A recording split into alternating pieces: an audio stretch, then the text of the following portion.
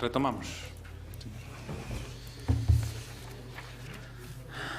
Pasaríamos logo, retomamos a sesión, a rogos e preguntas, empezando co punto dos rogos. O primeiro rogo é o rogo 126, coido que é do Partido Popular, eu non o tiña no resume, pero se nos advertiu. BNG.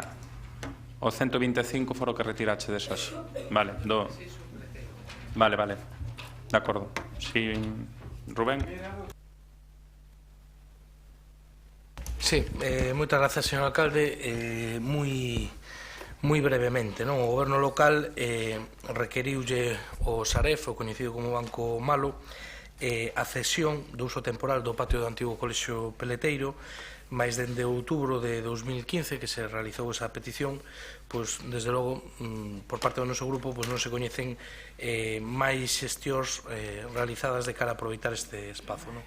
Bueno, a intención deste rogo é solicitarlle ao grupo de goberno que na medida do posible que faga todas as xestións oportunas para intentar, igual que outros concellos, chegan a acordos co Saref para conseguir vivenda que actualmente é titularidade deste banco para uso de vivenda pública, por exemplo, pois que no caso do Concello de Santiago se poida chegar a un acordo con ese Saref, xa non para unha cesión de titularidade, pero si, cando menos, para unha cesión de uso, mentras non hai unha solución ao conflicto xudicial que agora mesmo hai sobre as actuacións que se poidan facer a futuro no edificio do antigo Peleteiro. Con eso o que se conseguiría é un espazo o servicio público nunha zona como no Ensanche Compostelán, que está tan carente deles. E a nosa proposta sería a de facer unha intervención nese espazo branda, pero ao mesmo tempo que permitiría ter un espacio multifuncional tanto para cativos como cativas como para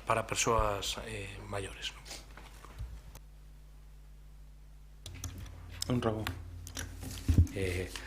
Como xa se comunicou algunha vez, no mes de decembro tuvemos a primeira reunión co Sareb, fai poucos días. Durante ese ano 2016-2017 tuvemos dúas reunións co Sareb porque estamos traballando na ordenación urbanística da parcela do antigo Peleteiro. Hai distintas peticións por parte de operadores e do propio Sareb. Está sobre a mesa tamén a apertura temporal do patio con dous usos posibles, un como espazo público e outro como aparcamento en superficie. Mentras non sepamos o tempo de venta da posible operación, o Sareb resérvase a posibilidade desa cesión, porque na actualidade está mirando con distintos operadores a posibilidade de intervir sobre esa parcela. O seguinte rogo é do Partido Popular, rexistro de entrada 130 para o pintado de pezas de forxa da Alameda. Teresa. Nada, simplemente que dando un paseo por la Alameda se ve que las forjas de los respaldos de los bancos, aparte de las del templete, están bastante levantadas. Afortunadamente todavía se ve la imprimación. Yo creo que con una capa de pintura, si se interviene pronto, se puede conseguir no tener que levantar tanto la pintura como la imprimación, sobre todo en los bancos. En la zona del templete es verdad que hay zonas que ya ni siquiera tienen imprimación, pero nos parece importante que se haga este esfuerzo y, a ser posible, antes de las fiestas sería razonable. Xan? Sí, non é só o pintado, porque en algúns elementos leva xa tantas capas de pintura que casi nin se ve o dibuixo. Nos vindeiros días chegarán un orzamento de algunha empresa de ferreiros para ver de facer unha actuación integral sobre as barandillas, porque tamén detectamos que había algunha con un grau de deterioro que vai máis ao lado do pintado, e agardemos que podamos intervir antes das festas. Gracias, Xan. O seguinte é un rogo do PP. Rexistro de entrada 139 para a limpeza e restauración da porta na edificación da confluencia das rúas do Franco e Fonseca no acceso á Praza do Obradoiro. Teresa. Bueno, esa puerta que está aquí al lado está llena de pintadas. Las pintadas se pueden quitar con, yo creo que Urbaser tiene en su contrato quitar las pintadas. En este caso va un poco más allá, porque aparte de las pintadas faltan algunos casetones de la puerta y, hombre, yo creo que si no lo puede hacer Urbaser, requerirle a la universidad que lo haga, pero está aquí al lado, en medio de la zona monumental, al lado de la Plaza del Obradoiro, y yo creo que no es de recibo que esté así. Xa. Ben, é totalmente de acordo. O que pasa que este tipo de portas de pintura que teñen pintadas, se intervén o Urbaser a limpalas, ao final acaba levantando a pintura e non sirve de nada. A porta non é da Universidade de Unión Fenosa, xa se lle enviou un requerimento desde disciplina urbanística que tiñan un plazo de non lembro de memoria de cantos días para limpalas, senón atorémonos por vía executiva. Rogo tamén do Partido Popular entrada 140 para a mellora do tránsito peonil na vía que comunica o cemiterio de Boixaca co polígono. Pepa.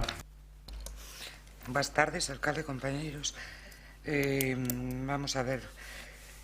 A comunicación do centro da cidade co polígono de Tambre faise mediante o transporte público que parte da Rúa da Rosa na liña P6. Esta liña trata de asustarse as demandas de mobilidade de xente que traballa laboralmente os días laborais en esta área do polígono do Tambre, ofrecendo un total de 10 viaxes ao día nas jornadas laborables e os sábados de 4. Complemento desta liña, moitas persoas que precisan achegarse àquela zona e os seus arredores veñen empregando con frecuencia a liña 1 que conecta o Hospital Clínico co cemiterio de Boixaca. Mantén unha frecuencia pola semana de gran cantidade de viaxes ao redor de cada destes 6 minutos. Esta liña tamén a entregan moitas persoas para dirixirse ao tanatorio, posto que a pesar de que esta instalación conta cun servicio de liña propia que é a liña 8 que a conecta con Vidán, as súas frecuencias non baixan da media hora. Esa gran demanda que resiste a liña 1 de Boixaca fai que moitas persoas usuarias teñan que percorrer a pé a vía que bordea o cemiterio polo norte que dirixe cara a glorieta da vía Edison, nas proximidades da Asociación de Empresarios do Tambre. Esta vía ten deficiencias importantes, especialmente dúas. Por unha banda, a ausencia dunha beira vía cómoda onde poida transitar con certa seguridade os peóns e, por outra, cando chove en abundancia nun dos marcados relanzos existentes do seu trazado que encora moita auga, o que fai casi imposible pasar esa zona sen mollarse. Por todo isto, facemos o seguinte rogo: que o Goberno local dé as instruccións precisas para que se proceda a mellora do tránsito peonil na vía que conecta o cemiterio de Boixaca coa glorieta da vía Edison do polígono do Tambre, atendendo de forma especial a solución da auga encorada dunha das retortas que se forman no seu trazado. Moitas grazas. Gracias, Pepa. Rafael. Boa tarde, compañeiros e compañeiras de corporación. Daremos conta deste rogo.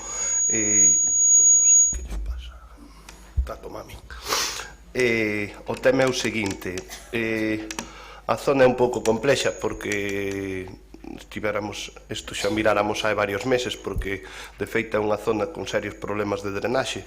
De feito saliron unhas fochancas bastante grandes que resolvimos hai uns meses, pero entendemos que hai que darlle unha solución un pouquiño máis estrutural. O que estamos traballando ali é poder facerlle unha sustitución do firme completa desde a entrada do cemiterio ata o acceso á carretera xeneral e colocarlle medias cañas e cunetas revestidas que faga que solventemos o problema do drenaxe e ao mesmo tempo que daría casi unha senda natural de 1,5 metros de formigón, o que ademais faría que o poidéramos facer moito máis rápido, que nos salir económicamente tamén máis razonable e non ter que andar despois coas disponibilidades de terreno, etc., que sempre demoran un montonazo este tipo de cousas. Por eso somos conscientes de que efectivamente ese problema dase nesa zona, coa prudencia que teño que ter eu agora mesmo con tema dos tempos, etc., pero vamos, que estamos a traballar nela e esperamos nuns meses poderlle dar solución. Disculpade polo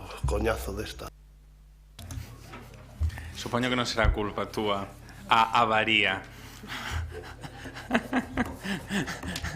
Bueno, pasamos a un rogo do PSOE relativo á instalación dun emisor repetidor de telefonía móvil na Rúa Travesa do Restolla.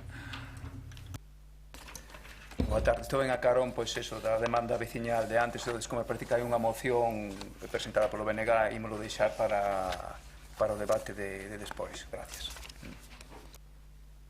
Moi ben, gracias. Pasaríamos ao seguinte rogo, que é o do Partido Socialista tamén, relativo o concurso público para cobertura a praza de director da Banda Municipal de Música. Grazas, señor alcalde, novamente boa tarde. De todos é coñecida a situación que dende hai tempo está a atravesar a Banda de Música Municipal. En primeiro lugar, incidir nos constantes contratos temporais de 3 prazas imprescindibles para a estabilidade e normal funcionamento dunha banda profesional. Referímonos á ausencia de 3 instrumentos básicos: oboe, fagot e trompa. A súa constante interinidade perxudica notablemente tanto a imaxe como a calidade dos concertos que cada semana imparten estes magníficos funcionarios municipais.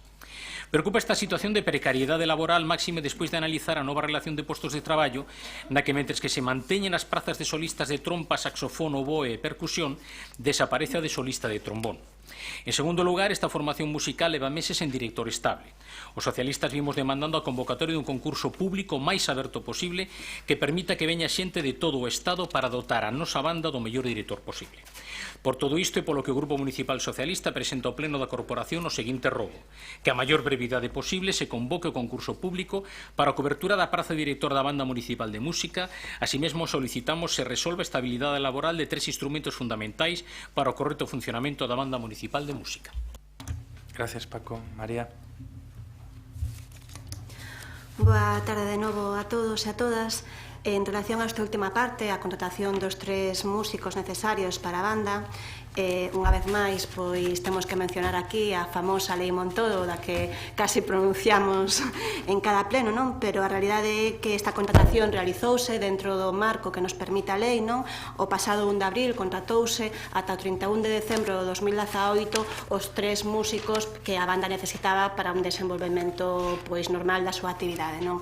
Entón, dende ese punto de vista, pois indo ao límite do que a actual normativa estatal vixente en materia persoal nos permite, garantimos certa estabilidade para a banda de música. En relación á cobertura da praza do director da banda de música, pois estudaremos o rogo, mas debemos recoñecer como goberno que estamos satisfeitos coa labor realizada polo actual director. Gracias, María. No seguinte, o rogo do BNG para arranxar a coberta da estación de autobuses e evitar que chova adentro. Goretti. Sí, boa tarde. Aínda que o cambio climático infelizmente non nos permite gozar da choiva todo o que deberíamos, o certo é que de cando en vez chove, non? E parece que ademais que nos próximos días pois que así vai ser. Daquela o que solicitamos neste rogo é que se busquen as maneiras, que se fagan as xestións oportunas para arranxar pois, a coberta da estación de autobuses para evitar que entre auga cando chove. É certo que igual hai alguén que pense pois, até que se faga o traslado pois, que xa pode quedar así, mais é o sitio de entrada de moitas persoas non nesta cidade, na capital do país, e o lóxico é que non se estea pois, eso, con caldeiros, sinais de perigos e que non teña esta visibilidade nestes momentos nestas instalacións. Serían, digamos, uns arranxos mínimos, mas que pensamos que son absolutamente necesarios. Jorge. Non sei de cando son as fotos, de cando choveu. O que si pode decir é que últimamente neste mes de abril non choveu e que se chove non vai haber nada porque xa está reparada desde fai uns días.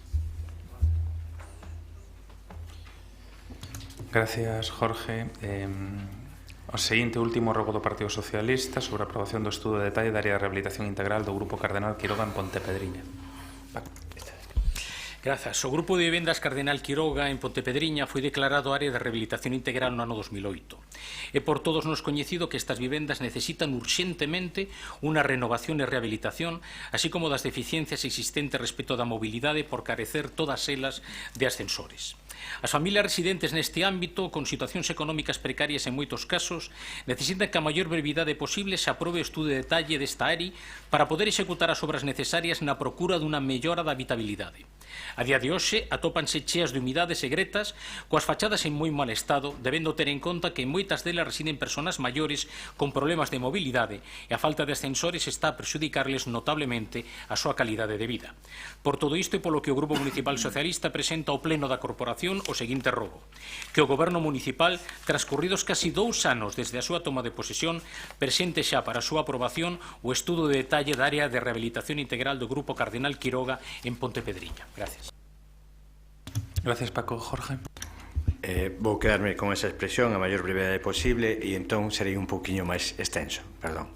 Pero eu diría que hai un estudio de detalle que está feito desde aquel goberno bipartito, o goberno de progreso, do que tanto falan, do ano 2009, presentouse no 2010, aquel goberno non foi quen de aprobar aquel estudio de detalle, posteriormente, durante os 4 anos e 3 gobernos do Partido Popular, tampouco houve esa capacidade para aprobar ese estudio de detalle, e o que se diría que nestos casi 2 anos que levamos no goberno, tivemos diversas reunións durante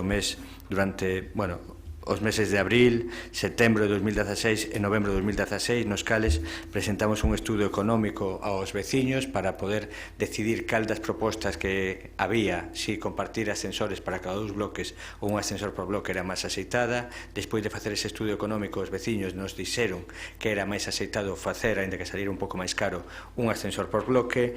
Encargouse a adaptación daquele estudio de detalle do ano 2010 que nunca se aprobou, a maior brevedade posible, pero pasaron 3 gobernos diferentes, e o que sí podo decir é que para hoxe estaba prevista unha reunión cos veciños para presentarlles o anteproxecto. Esa reunión, co traslado de pleno, aplazámola para o día 3 de maio, e o día 3 de maio presentaremos a xunta directiva da Asociación de Veciños Andrea Prego o anteproxecto, os planos definitivos do que será o proxecto que traeremos a tramitación no estudio de detalle, pois entendemos que a finais do mes de maio, primeiros de xuño. Moitas gracias, Jorge. Pasaríamos logo a quenda de preguntas. A primeira que me figura no resumo é do Partido Popular, 131, sobre a xestión, participación e promoción turística do Grupo de Concellos Área de Santiago. María Antón. Grazas, alcalde. Boa tarde de novo.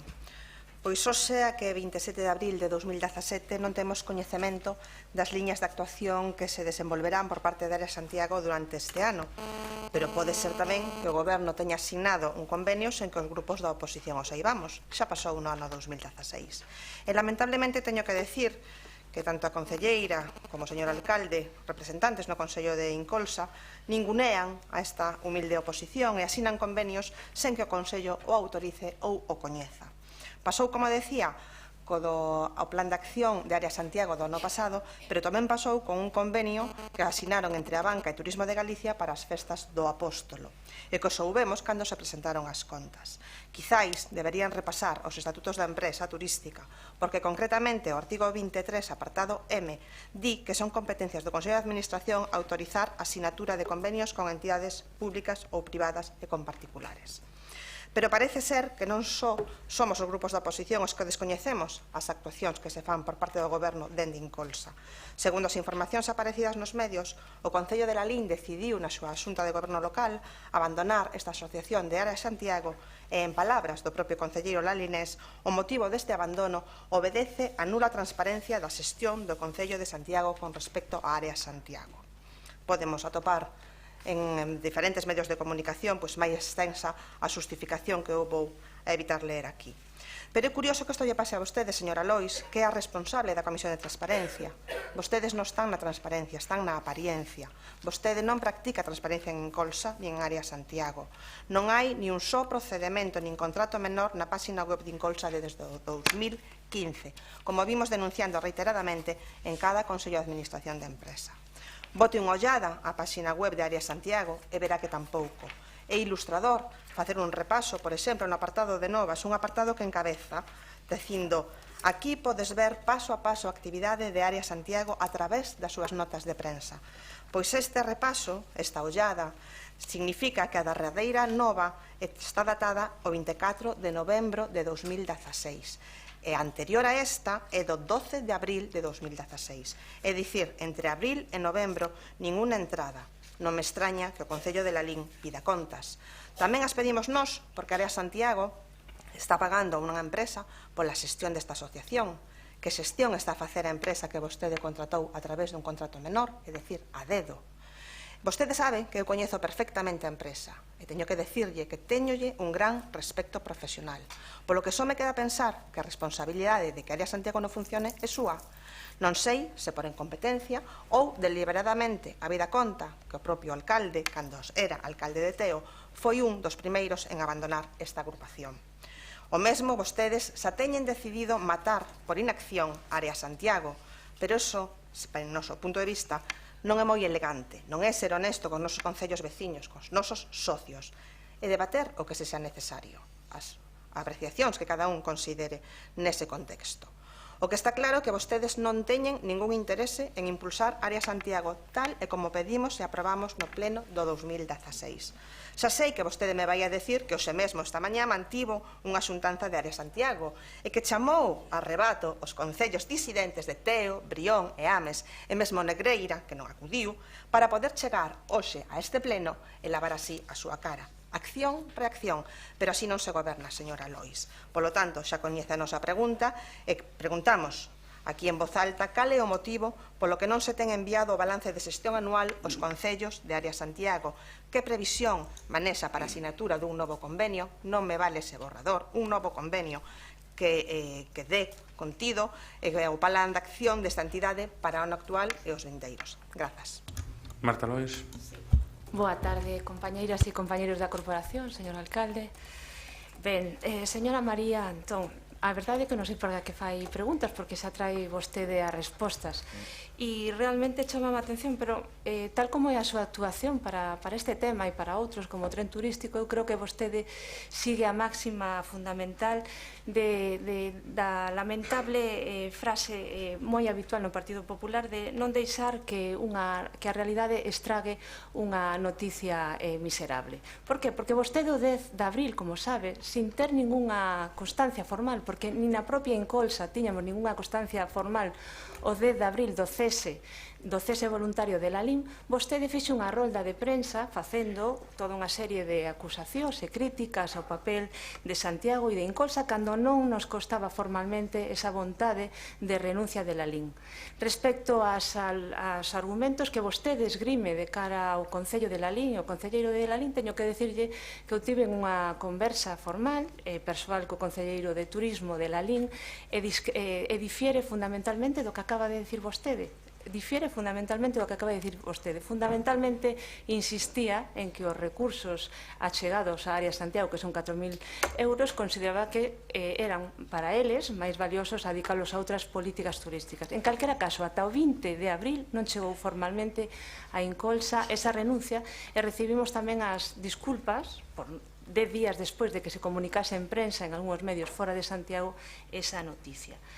A maiores, efectivamente, está moi ben informada vostede cando quere, porque cando non quere, por moito conselleira que é, como moi membra e, polo tanto, integrante do Consello de Administración, fai que non sabe como funciona a Incolsa, nin como transparentamos cada un dos nosos contratos e das nosas decisións. En este caso, para Área Santiago, efectivamente, reuniuse hoxe, e hoxe amosáronse vontades de novos concellos. Falamos de Teo, que efectivamente saiu no seu día, saiu cando gobernaban vostedes. Tal vez tamén poda preguntarse se a xestión de Área Santiago cando gobernaban vostedes era axeitada ou integradora do resto dos concellos. Amosou interés Ames, amosou interés Negreira e amosou interés Brión. Por precisamente por esta razón, desta vontade de integración de maior número de concellos, vai a ser difícil fixar con exactitude cales van a ser os prazos concretos para asinar ese novo convenio que ten que, precisamente, como vostede ben sabe, reformularse en función de algúns dos criterios para integrarse en Área Santiago. A nosa intención, por suposto, é que se poda asinar canto antes. E neste sentido, pois xa fixamos, seguramente xa sabe vostede tamén cando fixamos a data. A data é o 8 de maio, é dicir, dentro de escasas 2 semanas. En calquera caso, señora María Antón, vostede lembra en que mes do ano 2014 asinaron vostedes o Partido Popular o convenio de Área Santiago? Lembra en que mes? Tal vez pensa que foi xaneiro ou febreiro ou tal vez marzo. Foi en setembro e todo o orzamento de Área Santiago, non me interrumpa, por favor, era para o conxunto da anualidade de 2014. Polo tanto, cando se escupe para arriba, ás veces tamén cae para baixo, cae tamén para o Partido Popular. Estamos traballando, por suposto, para poder asinar ese convenio de Área Santiago integrando un maior número de concellos o antes posible. Moitas grazas. A seguinte pregunta tamén do Partido Popular sobre o uso local da Escola Unitaria da Susana convertida en centro BTT. Sí. Agustín. Boas tardes. A pregunta que presentamos ao pleno é moi sinxela.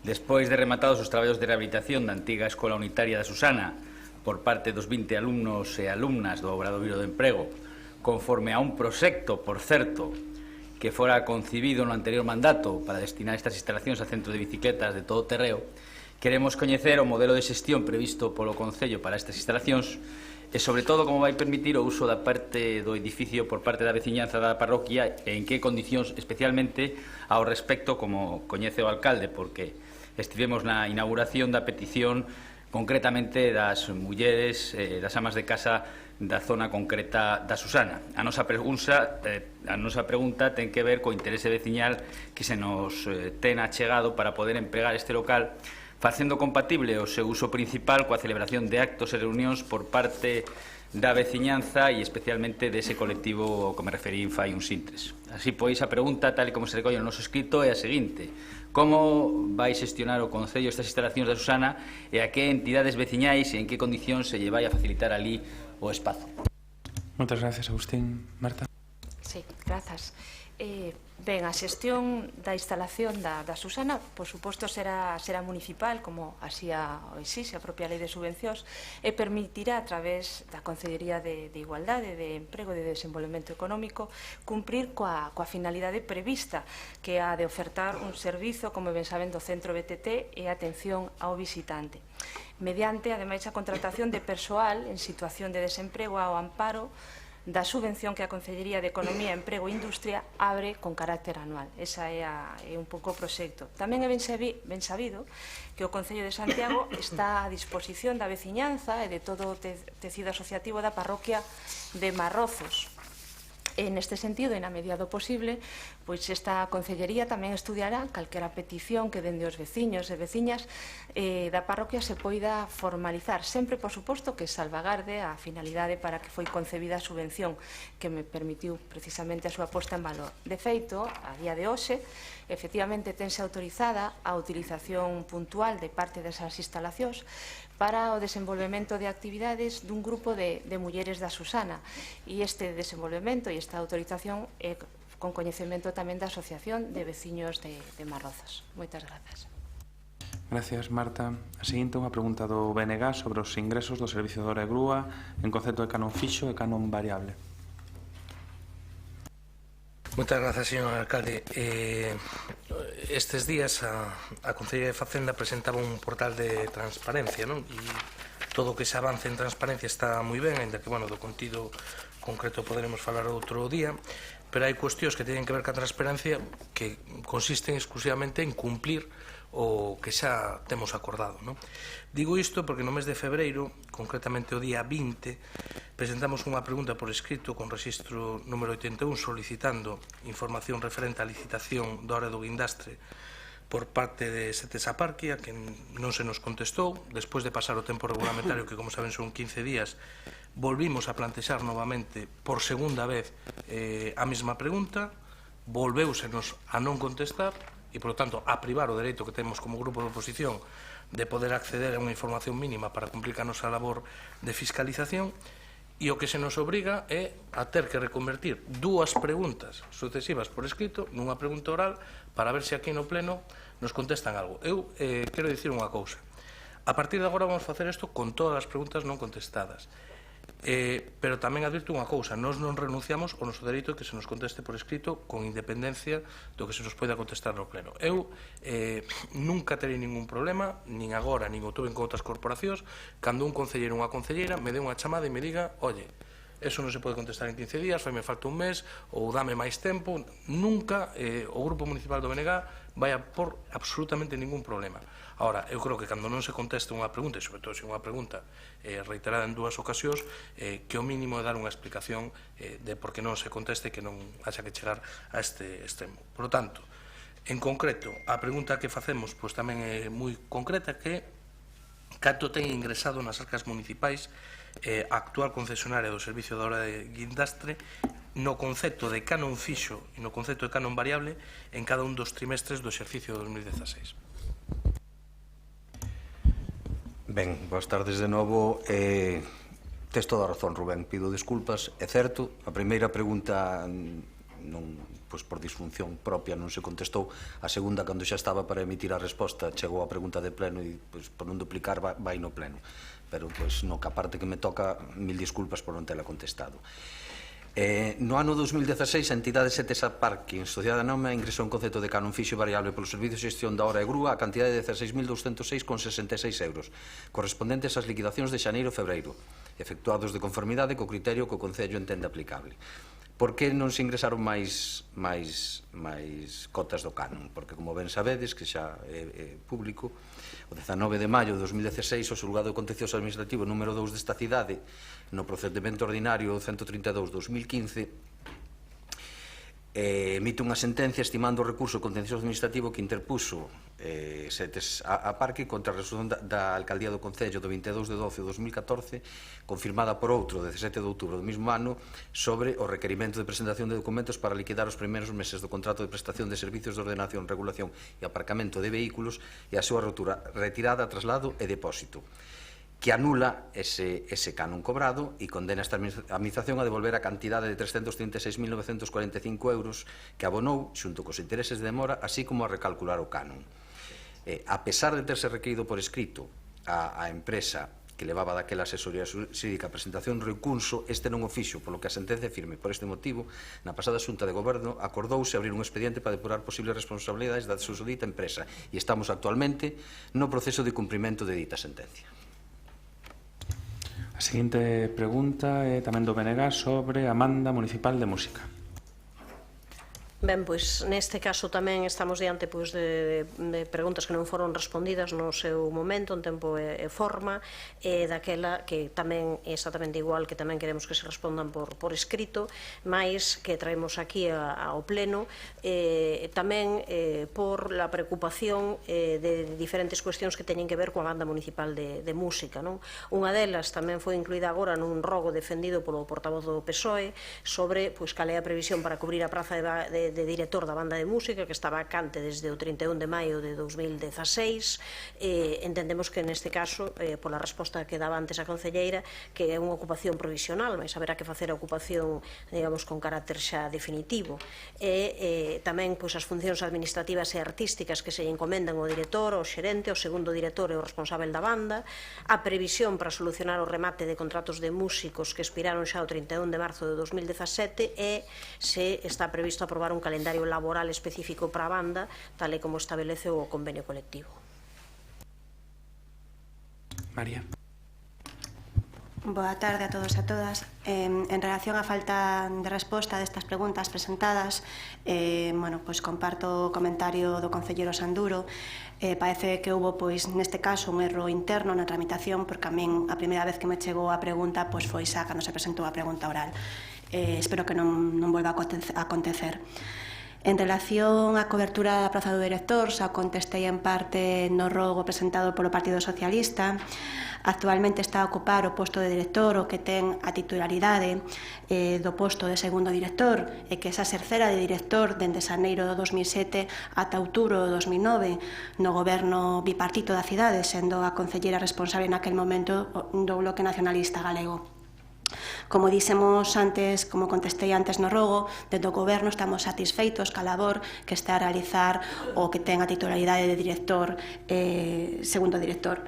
En relación ás funcións encomendadas ao director e ao xerente, en relación a esa pregunta, estas funcións encomendadas seguen sendo as mesmas que as funcións encomendadas dende a creación deses dous postos. Non houve ningún tipo de modificación.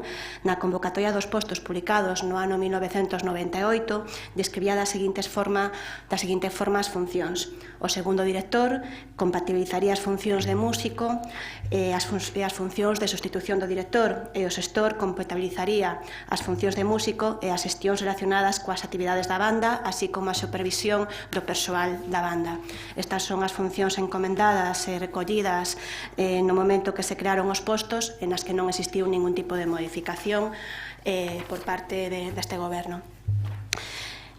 Recoñezo que non entendo unha parte da pregunta cando fala da creación dun posto de segundo director ou responsable da banda, porque na banda de música non houve ningún tipo de modificación na relación de postos de traballo. Non entendo moi ben que intención era a pregunta nese sentido, pero o posto de segundo director, que o que existe, pois existe desde o ano 1998, como decía antes, desde que se creou o posto, está coberta desde o ano 2000. En relación á pregunta para solucionar a contratación de persoal da banda de música, xa foi contestada no seu momento co rogo do Partido Socialista, o tema está resolto. E, por último, sobre o calendario laboral da banda de música, si temos previsto aprobar un calendario e estivemos a traballar niso. Como ben se indica na pregunta, así o establece o convenio colectivo, aínda que tamén é certo que desde o ano 2009 que se aprobou ese convenio colectivo, só unha vez, un ano, o calendario da banda de música foi aprobado na mesa de negociación. Pola nosa banda, tentamos leválo á última mesa de negociación que tivemos, fai un par de semanas, non nos foi posible no último momento por unhas diferencias que había uns axustes que había que realizar, mas esta semana mesmo temos unha reunión de traballo para intentar fechar dito calendario. Gracias, María. A seguinte pregunta do Partido Socialista sobre o contrato coa empresa Valoriza. Simila. Moitas gracias, señor alcalde. Boa tarde, compañeiras e compañeiros de corporación. A empresa Valoriza, adxudicataria do contrato de prestación do Servicio de Axuda a Domicilio, presentou un escrito o 30 de setembro de 2016 con número de rexistro 46.204 no que comunicaba non estar interesada na prórroga deste servicio, cuxa vixencia remata mañá, precisamente, 28 de abril de 2017, e no que solicitaban ao Goberno que iniciase o correspondente procedimento de licitación para o traspaso fluído do contrato á nova adxudicataria. Entre os acordos adoptados na Xunta de Goberno Extraordinaria e Urxente celebrada o 31 de marzo de 2017 está o relativo á prórroga do contrato administrativo do Servicio de Axuda no Fogar por un prazo máximo de 8 meses.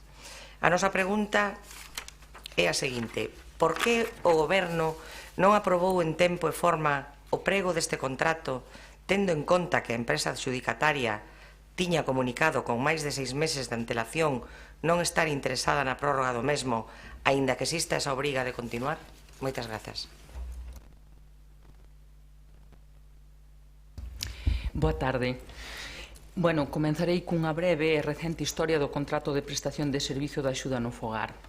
Clece desde xullo de 2007 a xullo de 2009, máis 2 prórrogas até xaneiro de 2010. Geriatros desde xaneiro de 2010 a xaneiro de 2012, máis 2 prórrogas até xaneiro de 2014, máis 15 meses sin contrato até fin de abril de 2015. Valoriza dende 1 de maio de 2015 a maio de 2017.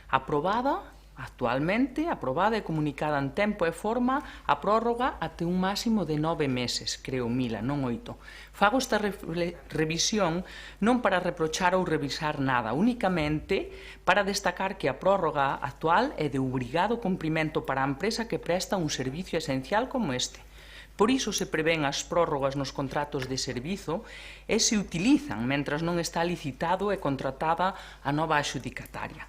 Porque en ningún caso o servizo pode ser abandonado e desatendidas as persoas beneficiarias del.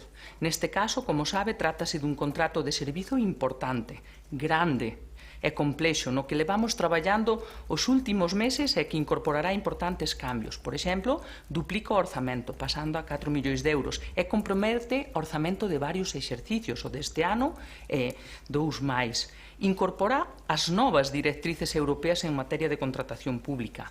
Incorporará tamén cláusulas sociais de contratación pública socialmente responsable, sostible e eficiente. E tamén incorporará criterios de participación para mellorar a calidade e control do servicio. Por iso, a día de hoxe, os pregos técnicos e administrativos e o estudo económico do Servicio de Axuda no Fogar están sendo ultimados no servizo de contratación deste Concello e traballamos co horizonte de que este axudicado o contrato antes de agotar a prórroga, antes de fin de ano. Gracias, Concha. A seguinte pregunta do Partido Popular sobre as previsións para a dotación de ramplas de acceso nos autobuses urbanos. Alejandro. Gracias, alcalde. No ano 2015, o anterior goberno do Partido Popular iniciou o expediente para a renovación da flota de autobuses, exixíndolle a principal empresa operadora a aportación de casi 3 millóns de casi 3 millóns de euros que despois a empresa recuperaría coas amortizacións. Bueno, inexplicablemente ou sin justificación suficiente, o actual goberno de Compostela Berta, supostamente defensor do público, de transporte público, desistiu dese procedimento de renovación de flota, non? O que, dende logo, supón unha perda de oportunidade para mellorar a funcionalidade e a confortabilidade do sistema de transporte público e, sobre todo, supón unha perda de oportunidade para as persoas que teñen algún problema de minusvalía. Hai que lembrar, lembro así aproximativamente, vostede contará cos datos máis exactos, señor Duarte, que debemos de contar aproximadamente con 50 autobuses. Dos 50 autobuses eu creo que prácticamente un 20% non dispuñan de ningún tipo de rampa, e do resto, pois, algo máis da mitade dispuñan únicamente de rampa automática, non? A vista desta situación, nos quereríamos saber que pensan vostedes facer para facilitar a accesibilidade das persoas con minusvalías, se pensan vostedes promover algún tipo de axuste razonable como está previsto na lei, ou se pensan vostedes a curto plazo iniciar ese procedimento pendiente de renovación de flota. En definitiva, que previsións temporais manexan para facilitar o acceso das persoas con algún tipo de minusvalía ao transporte público sen dependencia de terceiros. Nada máis, gracias. Jorge.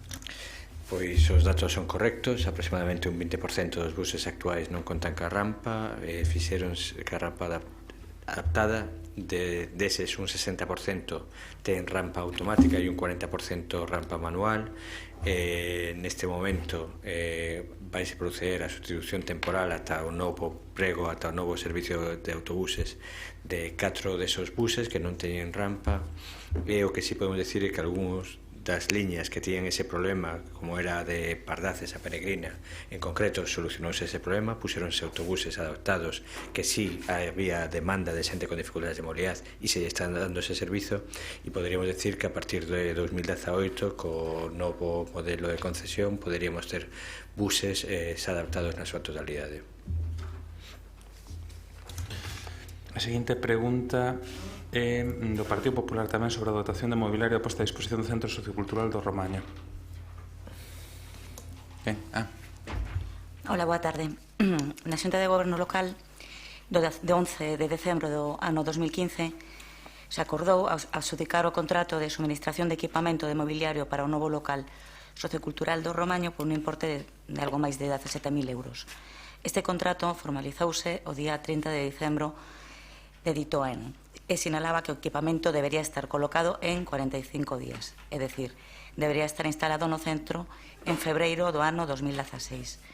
Ante unha pregunta deste grupo municipal no pleno do mes de maio, o Goberno asegurou que se lle deran 15 días á empresa para rematar esas pequenas obras pendentes e que o centro abriría o día 1 de setembro do ano 2016.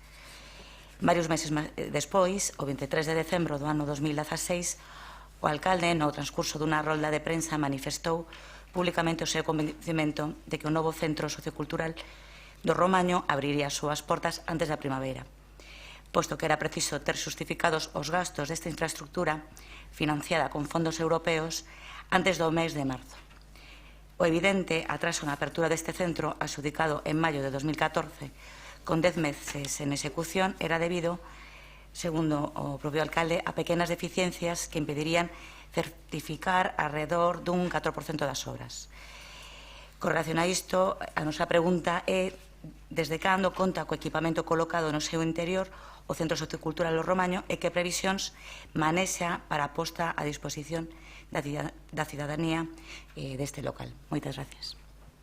Gracias, Maite. Concha, figuraste nas notas. Bueno, boa tarde de novo. Para a información de todos e todas e por obrigada transparencia, decir que desde o 23 de febreiro está recibido o certificado final de obra, que actualmente estáse tramitando a recepción desta obra, e que mañá mesmo iníciase procedimento de expediente á empresa por incumprimento de prazos na execución do contrato de obras deste edificio. Dito isto, a súa apertura e posta en funcionamento está condicionada, primeiro, polo traslado dos recursos existentes no actual local sociocultural do Romaño, que ten un contrato de alugueiro que remata o 30 de xullo deste mesmo ano e que xa foi comunicado ao propietario a súa non renovación. Tamén está condicionada a instalación do mobiliario básico adquirido a través do contrato referido polo Partido Popular na súa pregunta.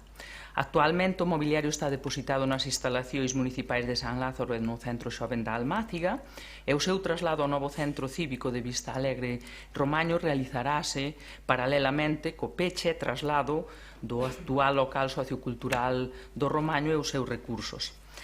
Tamén está condicionada a dotación e contratación dos suministros básicos, auga e enerxía eléctrica. Como sabe, desde hai un mes temos regularizado por primeira vez o contrato de suministro enerxético municipal e xa se solicitou a alta empresa distribuidora que está realizando o estudo técnico e económico. En función dese estudo e da necesidade ou non de acometer algú obra menor adicional de conexión ou canalización de suministros, establecerás a data de alta dos servicios e, por conseguinte, tamén a posibilidade de data de apertura ao público. Pero tamén teño que decir que o funcionamento deste centro sociocultural está afectado pola entrada en vigor do novo contrato de dinamización e mediación sociocultural que está actualmente en período de licitación e que afecta a rede de centros socioculturales e cívicos tanto como equipamento ou suministros, xa que cómpre telo solucionado para poder empezar actividades no centro, non?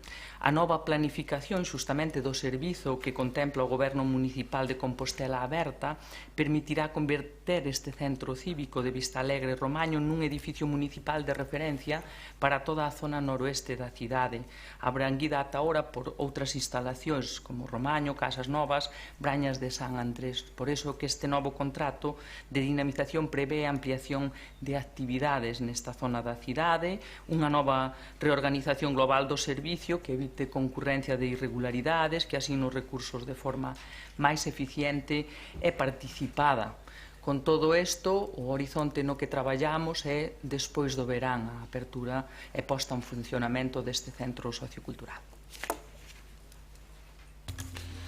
Pasaríamos logo a toma en consideración de mocións presentadas polos grupos municipais. Como sempre, señor secretario, hai dúas declaracións institucionais que podemos ler, sobre todo a parte resolutiva, non sei se están diferenciadas.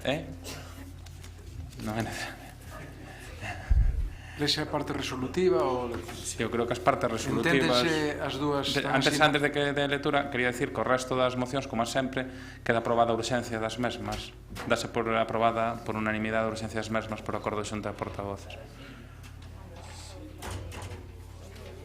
Siria Panrico.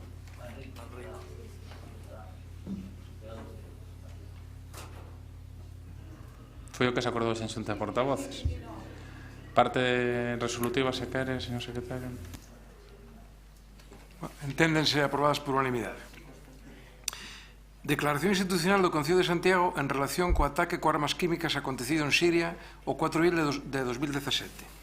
A parte resolutiva di o seguinte: por todo isto, os grupos municipais do Concello de Santiago acordan manifestar públicamente a máis enérxica repulsa pola utilización ilegal de armamento químico en calquera conflito bélico, nomeadamente en Siria, e solicita unha investigación rigurosa e independente sobre a súa procedencia e a condena dos culpables conforme ao dereito internacional, ao tempo que rexeita de forma decidida as intervencións unilaterais de calquer Estado sen o respaldo das Nacións Unidas.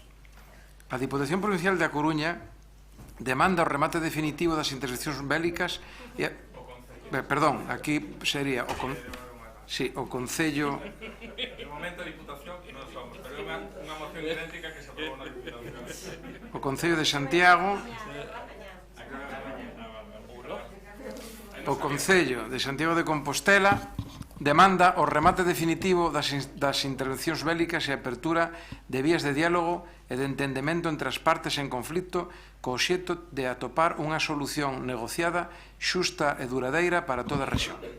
2. Manifestar a oposición a que o territorio do Estado sexa utilizado activa ou pasivamente para intervir en accións de guerra que vulneran o dereito internacional.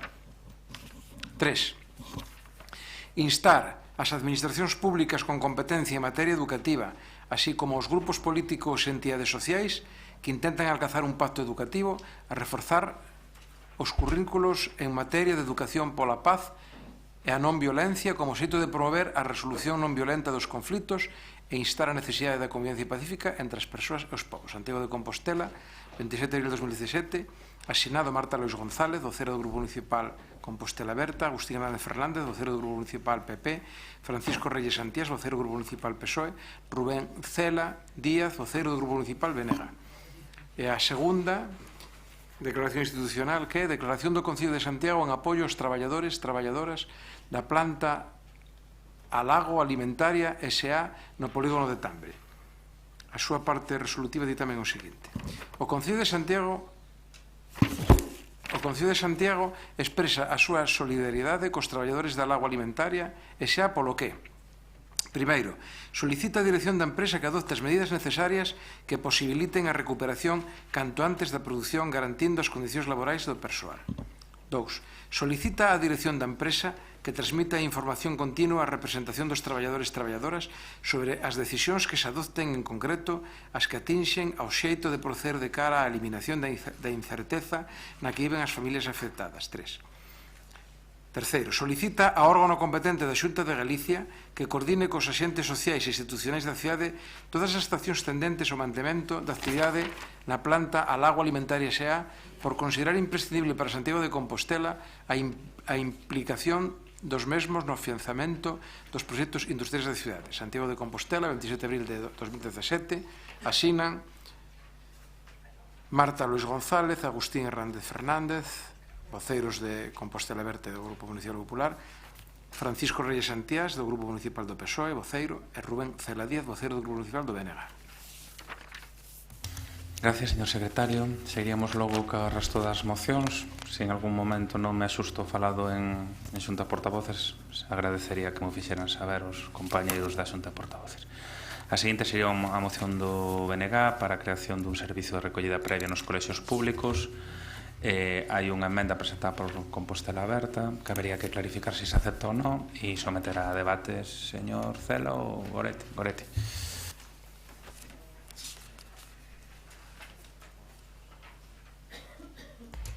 Ben, en boa tarde, do que se trata, non, como poidestes ver na moción, é de facilitar aínda máis a conciliación da vida laboral e familiar, facendo que o plan Madruga, que permite finalmente que haxa pais e nais que poidan deixar as súas crianzas atendidas desde as 7:30 da mañá nos colexios, nese programa onde lles dan o almorzo e onde lle fan actividades para que poidan estar tranquilamente ao cargo de persoas da empresa responsável mentres non comezan xa as clases, que nese programa se inclúa a posibilidade de que tamén poida justamente acceder a este servizo aquelas familias, aqueles nais e pais que non precisen do servizo do almorzo, que non o queiran en todo caso incluir, mais que sí necesiten ese servizo de atención previa e que haxa persoal que poida estar atendendo a nenos e nenas nese momento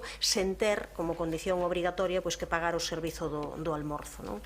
Así que desde esa necesidade absolutamente pensamos nós importante que se pode facer esa división, porque non todo o mundo ademais está en condicións de pagar justamente por ese servizo. É unha actividade queremos que moi necesaria para justamente facilitar esa conciliación entre vida laboral e familiar. A respecto da emenda presentada por Compostela Aberta, era lóxico, claro, por suposto, que a estas alturas de curso que isto non se pode realizar nestes momentos, o lóxico é que comece de cara ao curso que ven, así que nos parece ben esa idea de incluir o de cara ao curso que ven. O único que nos propoñemos que en vez de ser estudiará, porque estudiará parece que isto ainda non se vai facer, senón que se faga, máis que se faga para o curso que ven, cambiar ese estudiará por incorporará, que o Concello de Santiago de Compostela incorporará de cara ao curso que ven, entendendo xa que non é neste momento, a demanda e os custos de servizo nos madrugadores, diferenciando o almorzo das actividades. O único, sin problema ningún, que iso se faga para o curso que ven, máis que fique claro o compromiso de facelo. Mila. Moitas grazas, señor alcalde. Nada, solamente empregarei un minuto porque unha proposta destas características para o noso grupo non ten ni discusión nin debate. Coido que todas e todos os que estamos aquí somos conscientes da realidade social actual e das dificultades que teñen as familias á hora da conciliación dos seus horarios laborais e os horarios das súas nenas e dos seus nenos, así como as coincidencias con outras eventualidades que poden pasar na vida diaria, como citas médicas ou urxencias familiares ou estas cousas.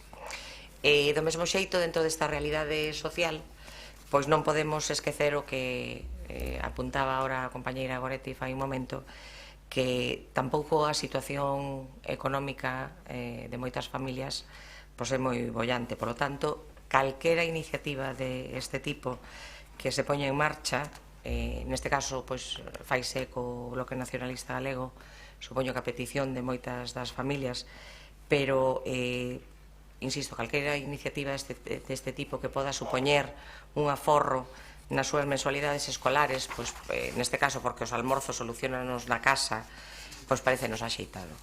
Deste xeito o noso voto vai ser favorable, como non podía ser de outra maneira, advertindo, eso sí, que propostas como esta ou outras que podan suxerir ou solicitar as AMPAs se teñan en conta a hora da elaboración dos pregos de contratación destes servizos para que logo pois non nos chamemos a engano, non? Nada máis, moitas grazas. Gracias, Mila. Sí, Maite. Moitas gracias, boa tarde de novo. Por suposto, imos a apoiar a moción presentada polo Bloque Nacionalista Galego. É un servizo que en algún colexio público xa se proporcionaba por parte das AMPAs, sin incluir comedor. Evidentemente terá un custo. Daí a emenda do equipo de goberno, porque claro, se estivera na oposición farían a mesma moción, presentarían a mesma moción co BNG, pero cando non está no goberno pois analiza custos e demais, non? De todos os xeitos, penso que é un esforzo que é importante, xa digo, é algo que se fixo en algún colexio, teño experiencia persoal cercana, é un servizo para as familias moi importante. Nada máis, moitas gracias. Manolo. Moitas grazas, señor alcalde. A mí me gustaría empezar por lembrar que debíamos ser escrupulosos respecto de seguir incrementando os recursos municipais para atender unha competencia impropia, como é o caso dos comedores escolares e o servicio de madrugadores.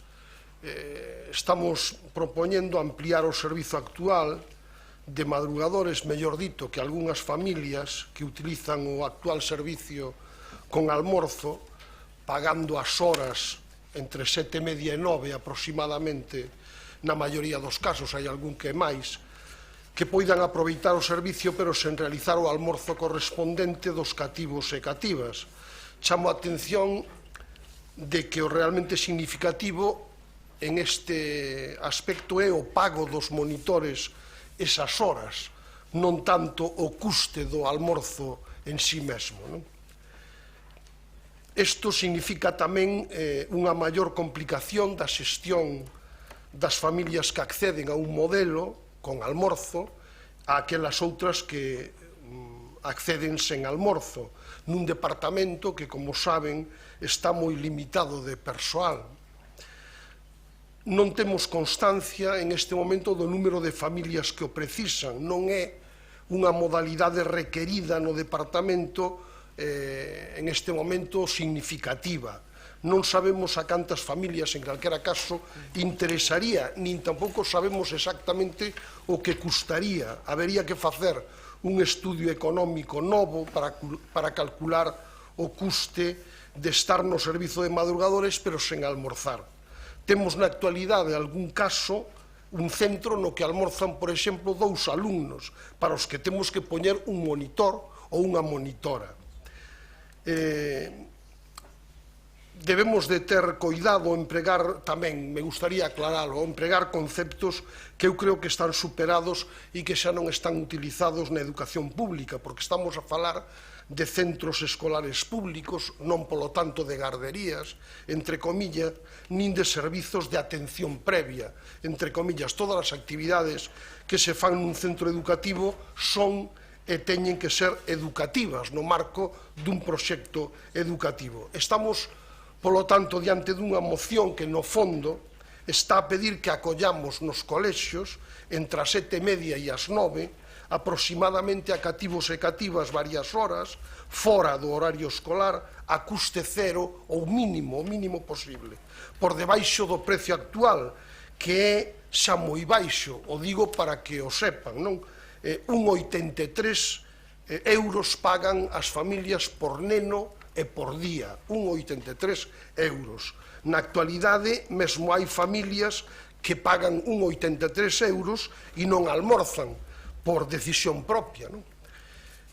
Por iso propuxemos unha transacción que fundamentalmente o que pretendía era, primeiro, estudar realmente os custes, eso significa facer un novo estudio económico, e estamos xa na tramitación do prego para o próximo concurso, e significaría tamén saber en que se concreta eso, porque as primeiras consultas que fixemos era que significaría pasar algo así de un 83 a un 70 ou un 50, porque o coste real é realmente o pago dos monitores e as monitoras e non tanto do almorzo. Entón, en ese sentido iba a transacción de comprometernos efectivamente a estudiar realmente a demanda existente de nais e pais ou familias que requiren ese custe, e por outro lado permitir a posibilidade de que as familias opten entre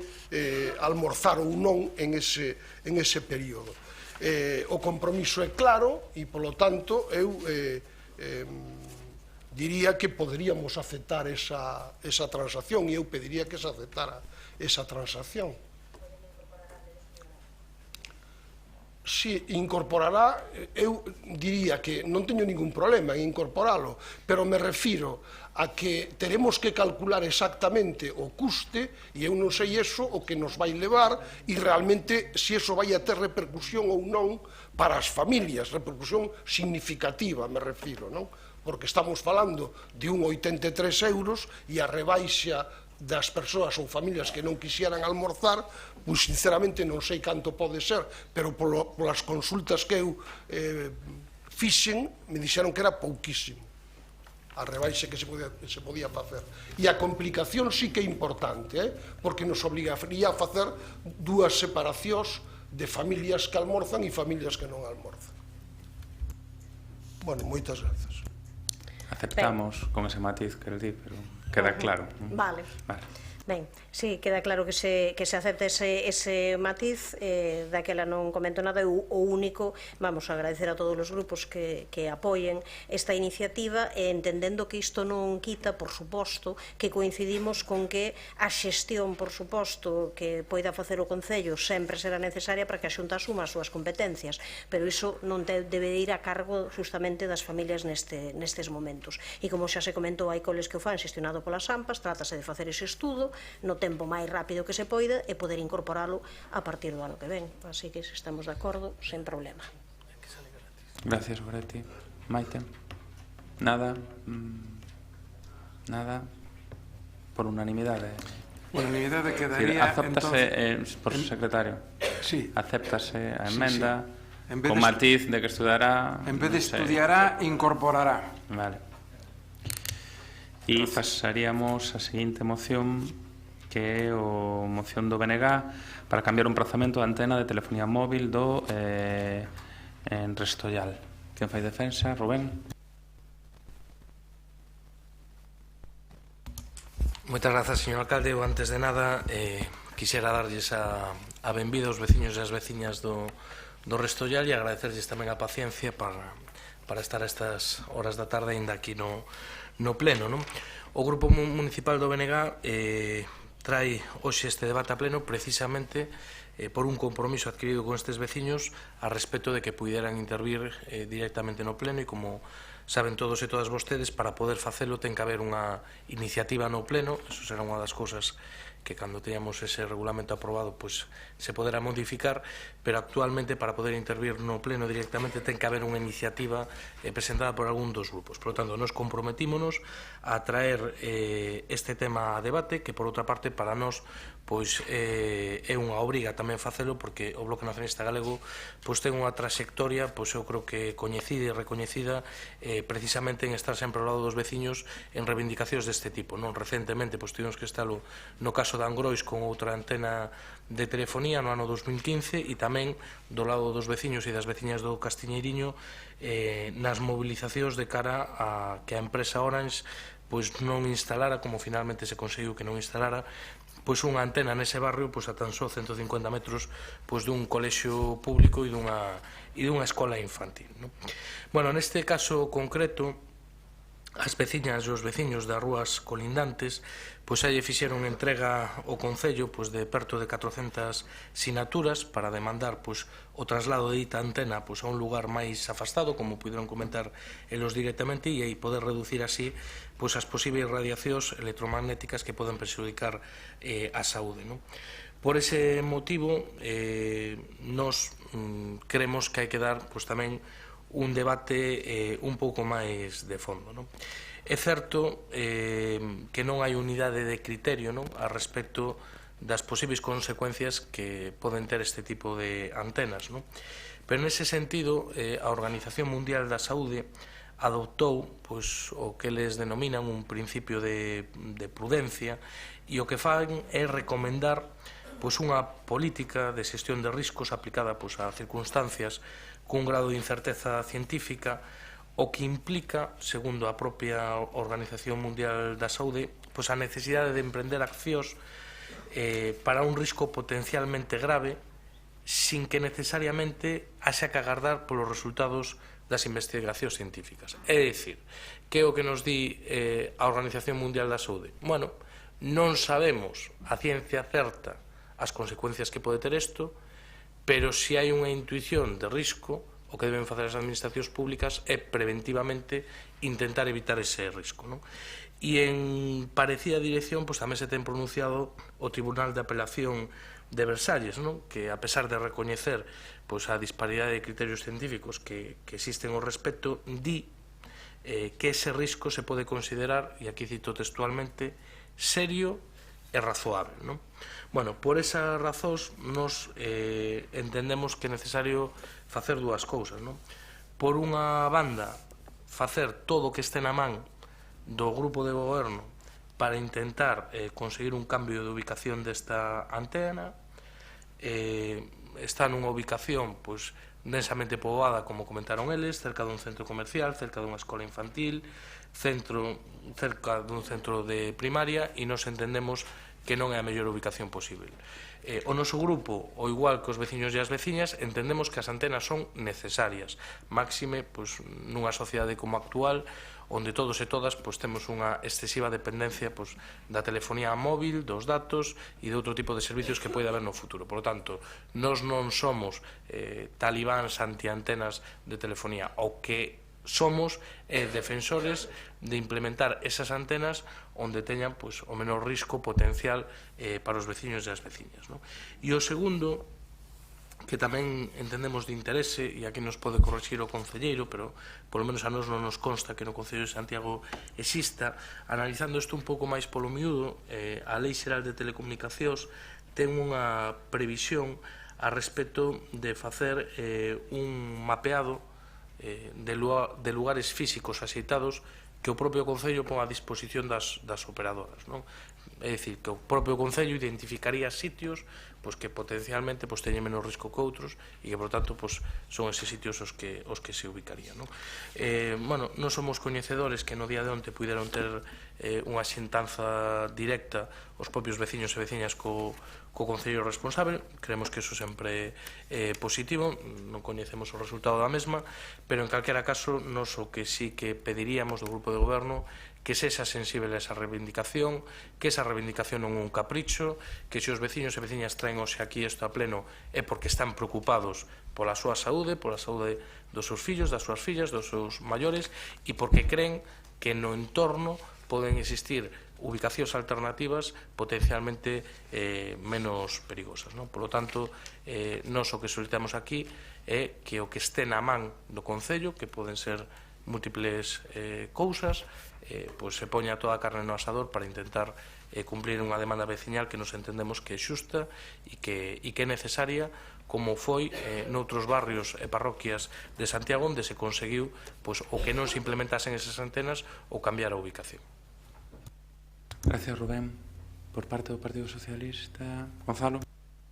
Boa tarde a todos. Antes de nada, dar a benvida aos veciños e veciñas do Restollán. Nós tamén presentáramos un rogo neste pleno, porque tamén algúns veciños vosos se puxeron en contacto con nós. O que pasa, temos que respetar en sí os tempos, porque foi antes en sí o BNG quen presentou esta moción, non?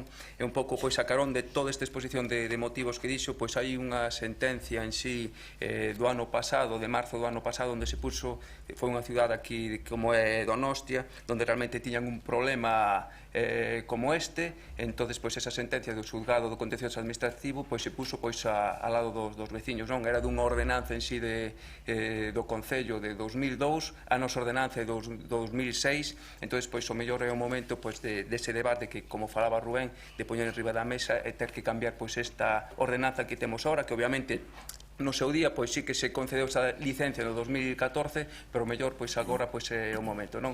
Como decía, hai esa sentencia, foi unha sentencia pioneira no 2016, en marzo de 2016, donde decía, é pioneira por un lado porque anula a licencia dada a unha operadora e dá razón aos veciños que a recurriron, e por outro lado tamén porque o fai o tempo que avala os aspectos máis garantistas da citada ordenanza desa que falaba de 2002, non? E a competencia municipal para establecer esas restriccións operadoras. En si falaba dunha antena que estaba carón dun colexio, é moi parecido ao caso que aquí estamos a falar.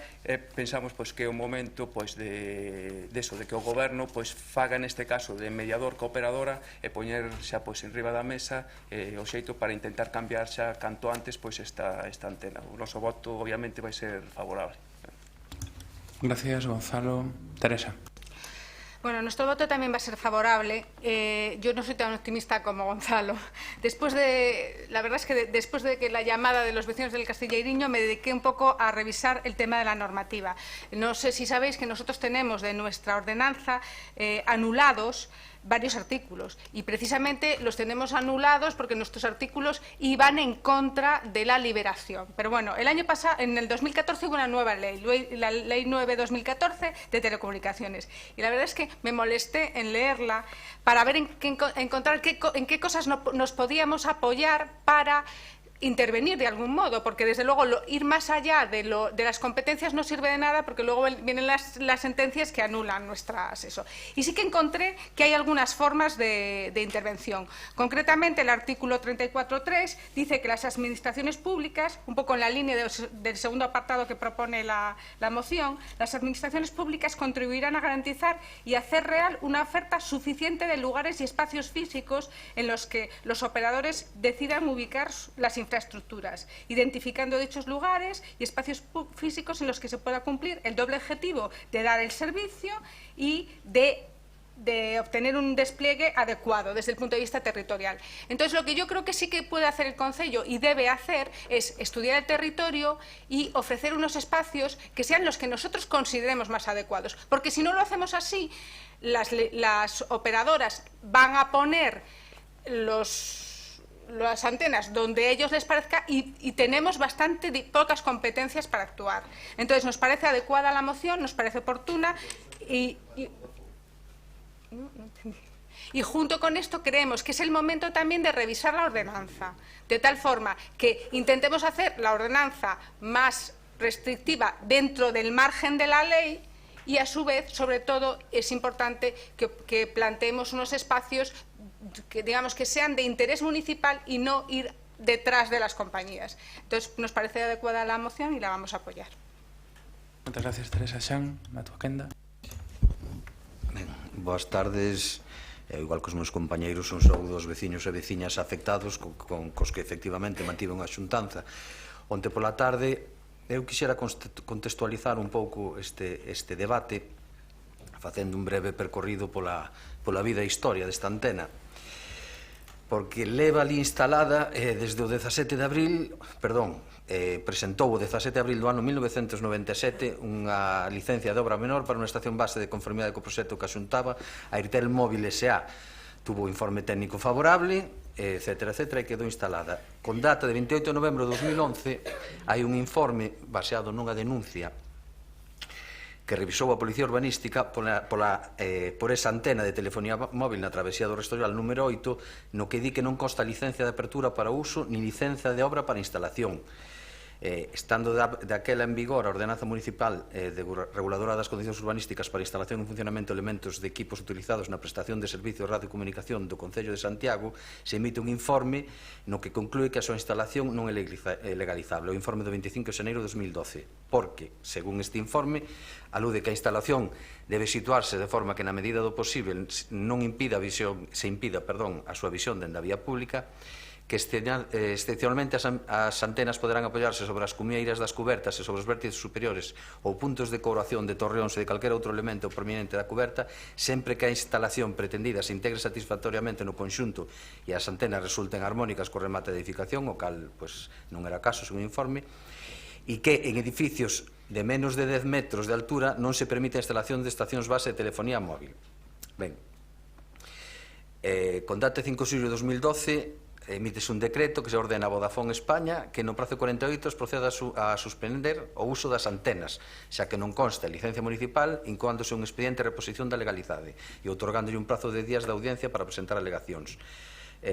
Vodafone presenta dous escritos, uno como alegación e outro como recurso de oposición contra a orden de suspensión de usos da antena.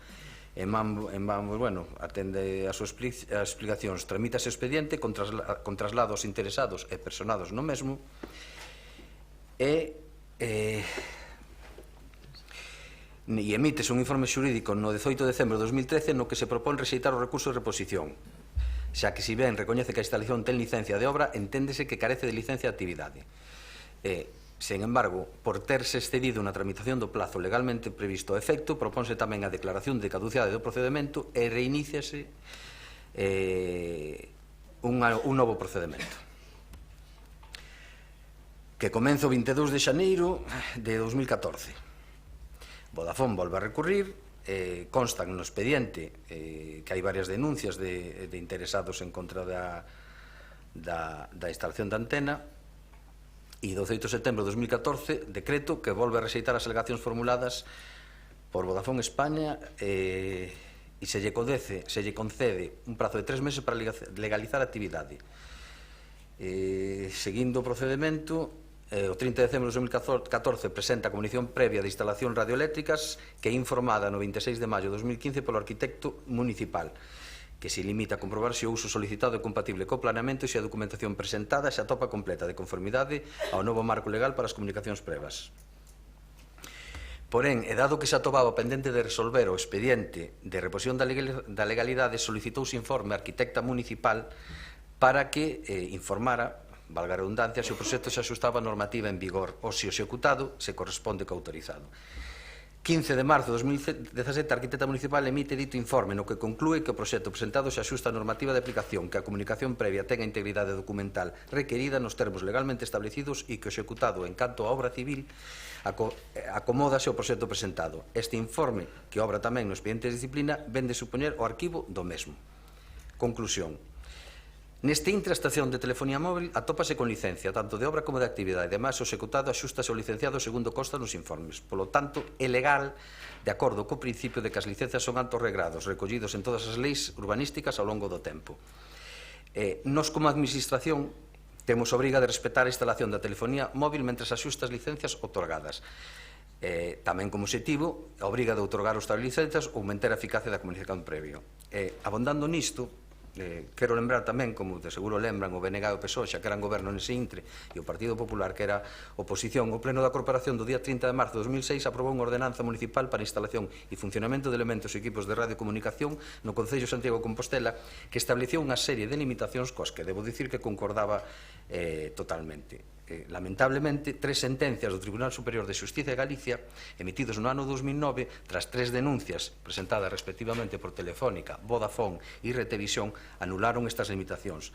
Concretamente, anularon a prohibición de instalación sobre espazos sensibles e a obriga de guardar distancia de 100 metros destes espazos, que foi unha das razóns que non se autorizaban estas instalacións.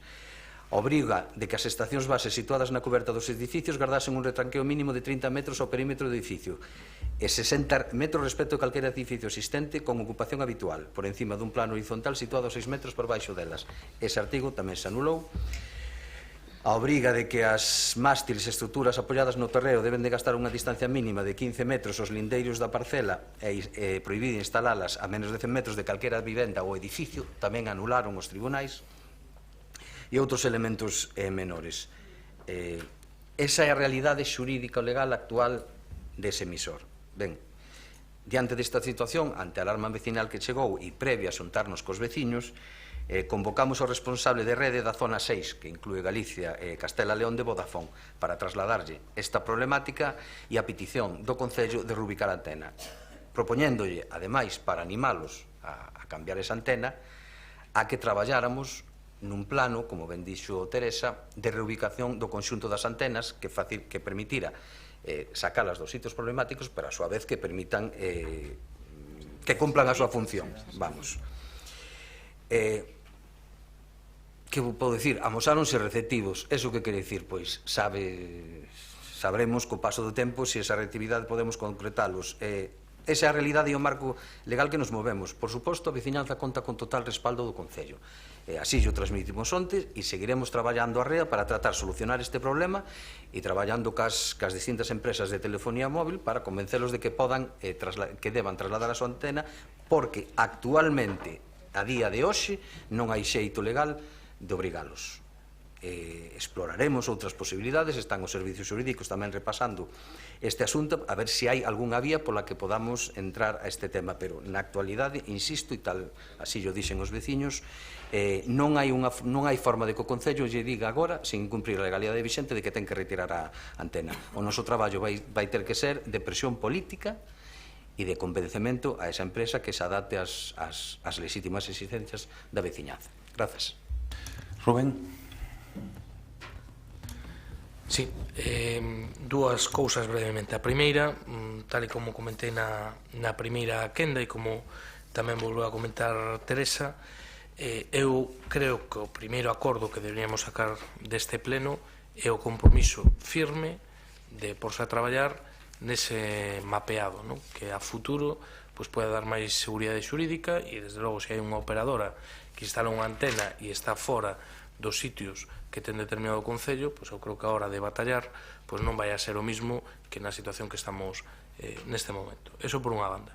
Segunda cuestión, pois certamente o Concello ante este tipo de situacións ten dous xeitos de actuar. Hai un que é polas malas, e polas malas é co peso da lei, se a lei está do lado do Concello, que neste caso entendo que do lado do Concello ten que ser do lado dos veciños e das veciñas.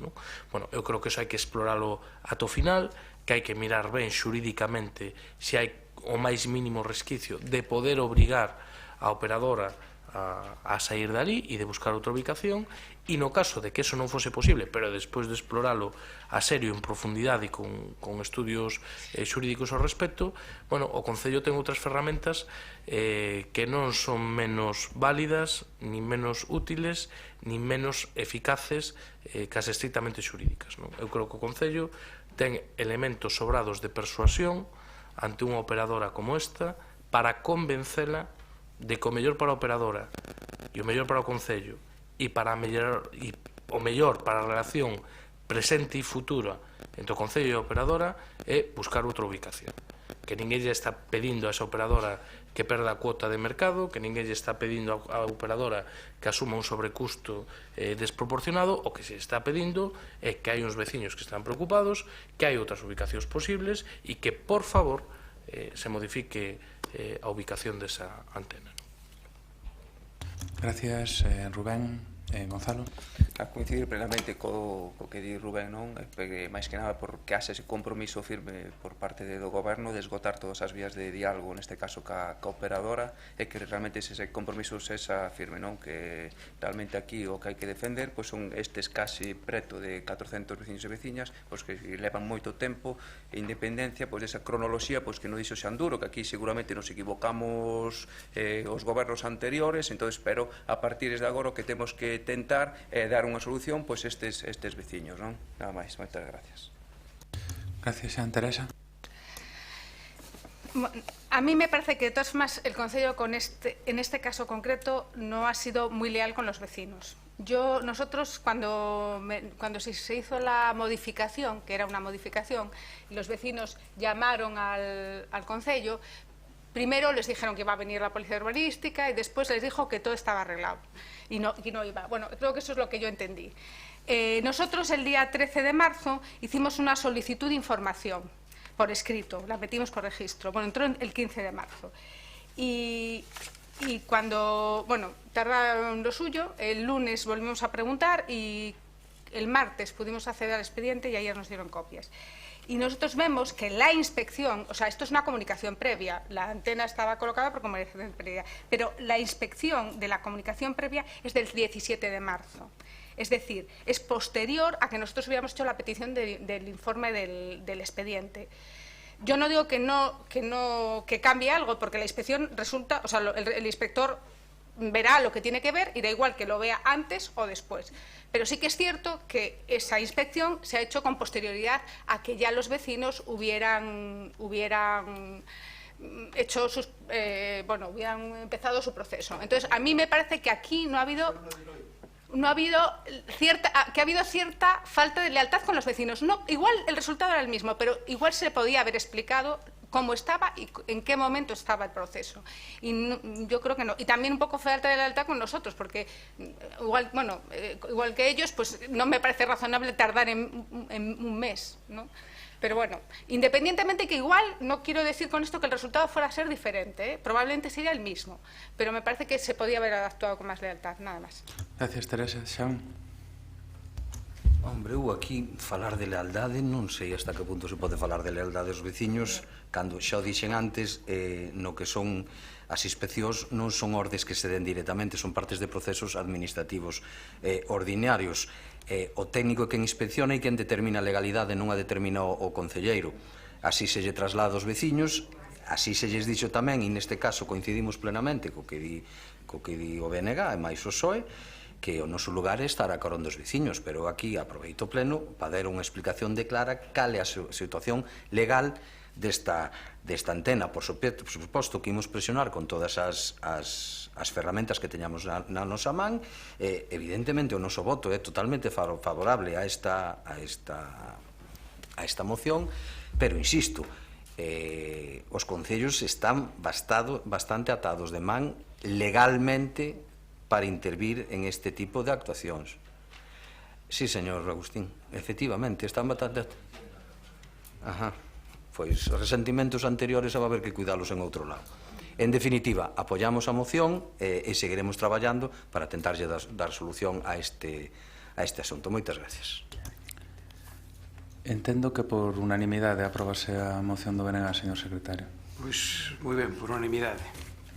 A moción número 2. Moi ben. Queda aprobada. Pasaríamos agora unha moción do BNG e dúas mocións de Compostela Aberta, que son as seguintes, o digo para que o señor secretario se oriente. Unha é a moción do BNG, a primeira, relativa ao superávit dos concellos. Hai tamén unha moción de Compostela Aberta, registro de entrada 145, tamén relativa ao reinvestimento superávit. E outra moción de Compostela Aberta, que é a 146, en defensa da autonomía municipal e da posibilidade de remunicipalizar a xestión de servicios públicos.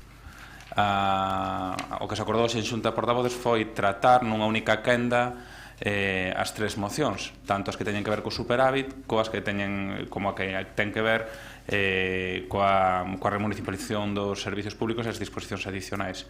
Co cal, como primeiro en presentar foi o BNG, empezamos por ti, Rubén, e son unha quenda para as tres, e logo votamos por separado as tres mocións, señor secretario. Moi ben, moitas grazas, señor alcalde. Certamente, na que son temas diferentes, non, o ámbito do superávit dos concellos e o tema da remunicipalización, o certo que, bueno, son temas que directo ou indirectamente pois tamén están vencellados, non? Con respecto ao tema do superávit, o que queremos decir é que, male o esforzo económico pois emprendido polos concellos, a recente publicación do que de momento é un proxecto de lei de orzamentos xerais do Estado para 2017, pois mantén todas as restriccións implantadas desde o ano 2012 para o destino dese superávit, non, aplicadas coa aprobación da Lei Orgánica 2/2012 do 27 de abril de Estabilidade Orzamentaria e Sustentabilidade Financiera, que no seu artigo 32 pois establece que o superávit obtido na liquidación orzamentaria destinarase a reducir o nivel do endeudamento neto. Estas normas, desde o noso punto de vista, o que fan é impor aos concellos pois unhas regras tremendamente restrictivas a hora de poder destinar ese superávit, mesmo no caso de se constatar, como acontece agora na maioría de entidades locais, un período continuado de mellora nas finanzas locais. O Goberno do Estado o que fai é empregar o bo resultado económico das corporacións locais para axudar a conseguir o cumprimento dos obxectivos do déficit do conxunto do Estado, cando ese comportamento orzamentario e económico positivo da maioría dos concellos o que debería é ter unha repercusión directa nos propios concellos, non? A contención do gasto que se impón ás corporacións locais, como estamos vendo en moitísimos dos temas que tratamos neste pleno municipal, pois ademais de injustificada desde o noso punto de vista e desde unha perspectiva económica, pois para nós é arbitraria respecto de outras administracións e non garda relación pois coas preocupacións e as necesidades das maiorías sociais, non? Por ese motivo, na nosa proposta, fundamentalmente o que facemos, ainda que son máis puntos, fundamentalmente hai dúas cuestións que son as centrais. Por unha parte, instar o Goberno do Estado a derrogar o artigo 32.1 da Lei Orgánica 2/2012 de 27 de abril, no sentido de que o Concello poida destinar pois o superávit da liquidación orzamentaria a mellora de servicios que presta a veciñanza, e en segundo lugar, instar ao Goberno do Estado pois a reformar todo o resto da normativa vixente relativa ao superávit das corporacións locais e os criterios sobre investimento financieramente sostível mentras non se proceda pois a modificación legislativa, é dicir, que mentras non haxa esa modificación, pois o que se entende ou o que non se entende por investimento financieramente sostível pois permita financiar determinado tipo de servicios públicos locais que actualmente, se facemos unha lectura restrictiva e literal da norma, pois non se poderían facer. Con respecto ao segundo dos temas, o da remunicipalización da xestión de servicios públicos, pois para o BNG a proposta que trae Compostela Aberta pois é unha reivindicación pois na práctica de maior autonomía municipal e de cambio normativo para a remunicipalización da xestión de servicios públicos nunha dirección que o Bloque Nacionalista Galego comparte totalmente, non? No BNG coincidimos en que é preciso acabar co criterio da mal chamada estabilidade orzamentaria, tomando como desculpa para agochar pois, a aplicación dunhas ideas políticas pois, sumamente restrictivas e recentralizadoras que ao final pois, o que eliminan é toda a capacidade de facer pois, políticas alternativas desde os concellos que palíen pois, os efectos pois, desa falsa austeridade, non? Todo o desenvolvemento normativo realizado baixo este principio procuraba favorecer un modelo desde o noso punto de vista privatizador que impide ampliar o cadro de persoal das administracións públicas cando está comprobado, incluso recoñecido en algúns casos, pois, incluso polo propio Tribunal de Contas, que determinado tipo de servicios pois, son máis eficientes, máis eficaces, incluso máis baratos a través dunha xestión directa, non? Ademais, faise necesaria a reforma do financiamento local, non? Que para nós é a pedra angular de todo isto, non? Para dotar un marco estável aos concellos de cara a asegurar a calidade na prestación dos servicios públicos. Nese sentido, é clave abandonar a uniformización que pretende o Estado, tendo en conta pois, criterios específicos e propios no reparto da participación dos ingresos do Estado que tamén poden incidir nos custos dos servicios, non? No noso caso, como o galego é evidente, pero incluso no caso concreto de Santiago, pois criterios como a dispersión, cando somos un concello de 220 km cuadrados, con moitas parroquias e con moitos lugares, pois é evidente que os custes de saneamento, de abastecemento, de alumeado público, de transporte público, de atención domiciliaria, pois non poden ser os mesmos. Criterios como o avellentamento da poboación, que sobre todo no gasto sanitario e tamén no asistencial, pois teñen moitísima influencia e, por tanto, todo eso debería estar en riba da mesa no marco dunha eventual reforma do modelo de financiamento local. A todo isto hai que xuntarlle a ausencia de políticas propiciadas desde a Xunta de Galiza tendentes a establecer fórmulas de cooperación institucional na prestación de servicios públicos, así como asistencia tradicional de servicios municipais creados a partir da necesidade local, mais sen proxección ou planificación de carácter comarcal ou supramunicipal e que provocan a debilidade de outras alternativas posíveis. Esas alternativas, desde o noso punto de vista, pasan polo fomento de entidades de ámbito comarcal e no caso das, non sei se das 7 cidades, pero polo menos de algunhas das cidades galegas dun ámbito metropolitano que poidan prestar servicios públicos básicos e tamén pola colaboración e a cooperación entre os concellos para prestar eses servicios. Por lo tanto, o noso grupo evidentemente votará a favor da nosa moción e votaremos tamén a favor da moción de Compostela Aberta a respecto da remunicipalización de servicios públicos. O que xa adianto, hai unha emenda presentada por parte do Partido Popular que neste caso non vamos a aceptar porque entendemos que minimiza ou cando menos non recolle aspectos sustanciais da nosa proposta e, polo tanto, parecenos máis completa e máis correcta a nosa e vamos a manter a nosa moción. Gracias, Rubén. Paco Reyes, a súa quenda. Gracias, señor alcalde. Con respecto ás mocións relativas a asignación dos superhábitos concellos, o primeiro que gustaríanos sería falar, ainda que xa temos debatido neste pleno respecto, da falacia do impacto da débeda pública das corporacións locais.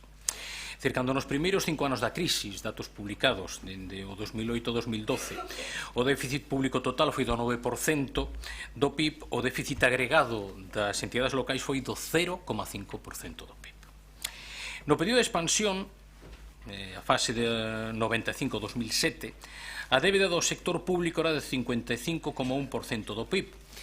As entidades locais representaban o 3,3% do PIB. E desta débeda hai que lembrar que os 6 municipios con máis de medio millón de habitantes representaba un terzo da débeda total municipal. No 2012 hai que lembrar tamén que, no medio da crise, 3.056 municipios, é dicir, o 38% do total dos concellos, tiñan o contador a cero no referente á débeda.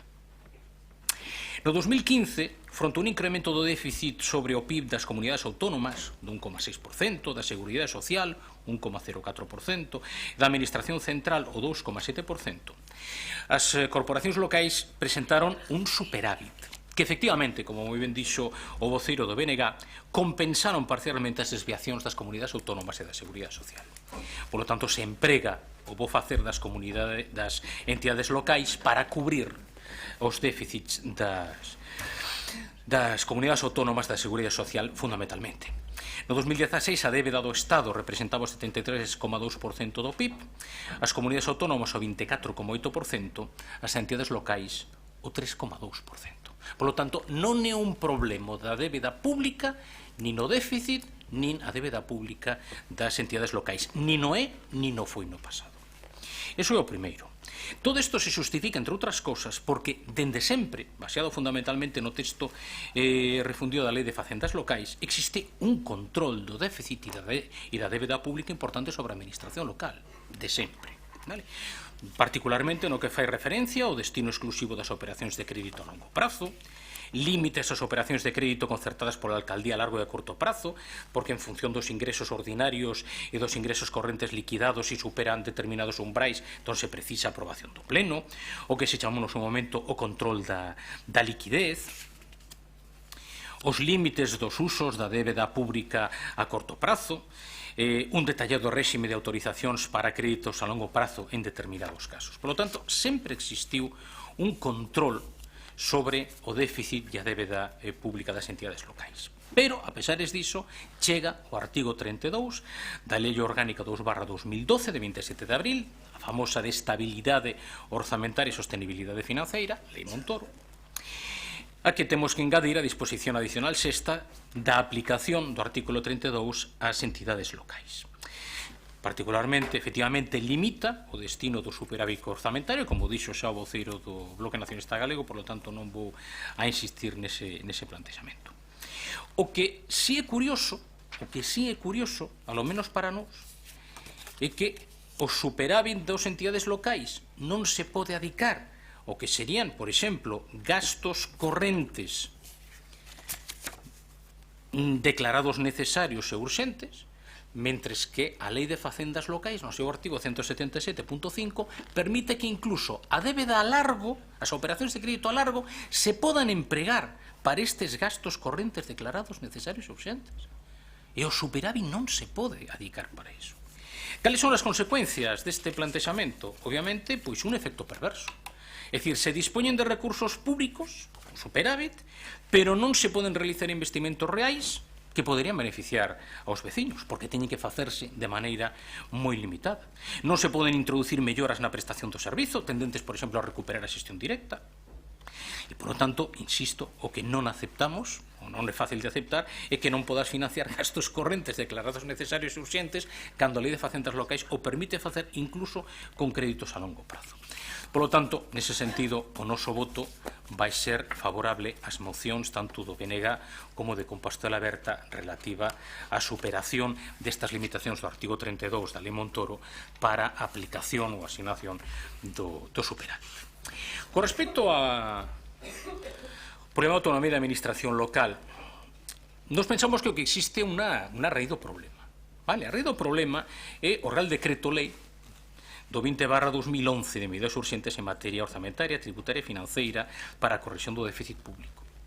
Este que establece a prohibición de contratar novo persoal, que plantexou unha limitación moi importante con respecto á tasa de reposición no seu momento, foi despois incrementándose ao longo dos anos, a amortización no seu momento de todas as prazas vacantes por xubilación. Esas cuestións de persoal se mantiveron, aínda que modificados, ao longo dos diferentes leis de orzamentos xerais do Estado.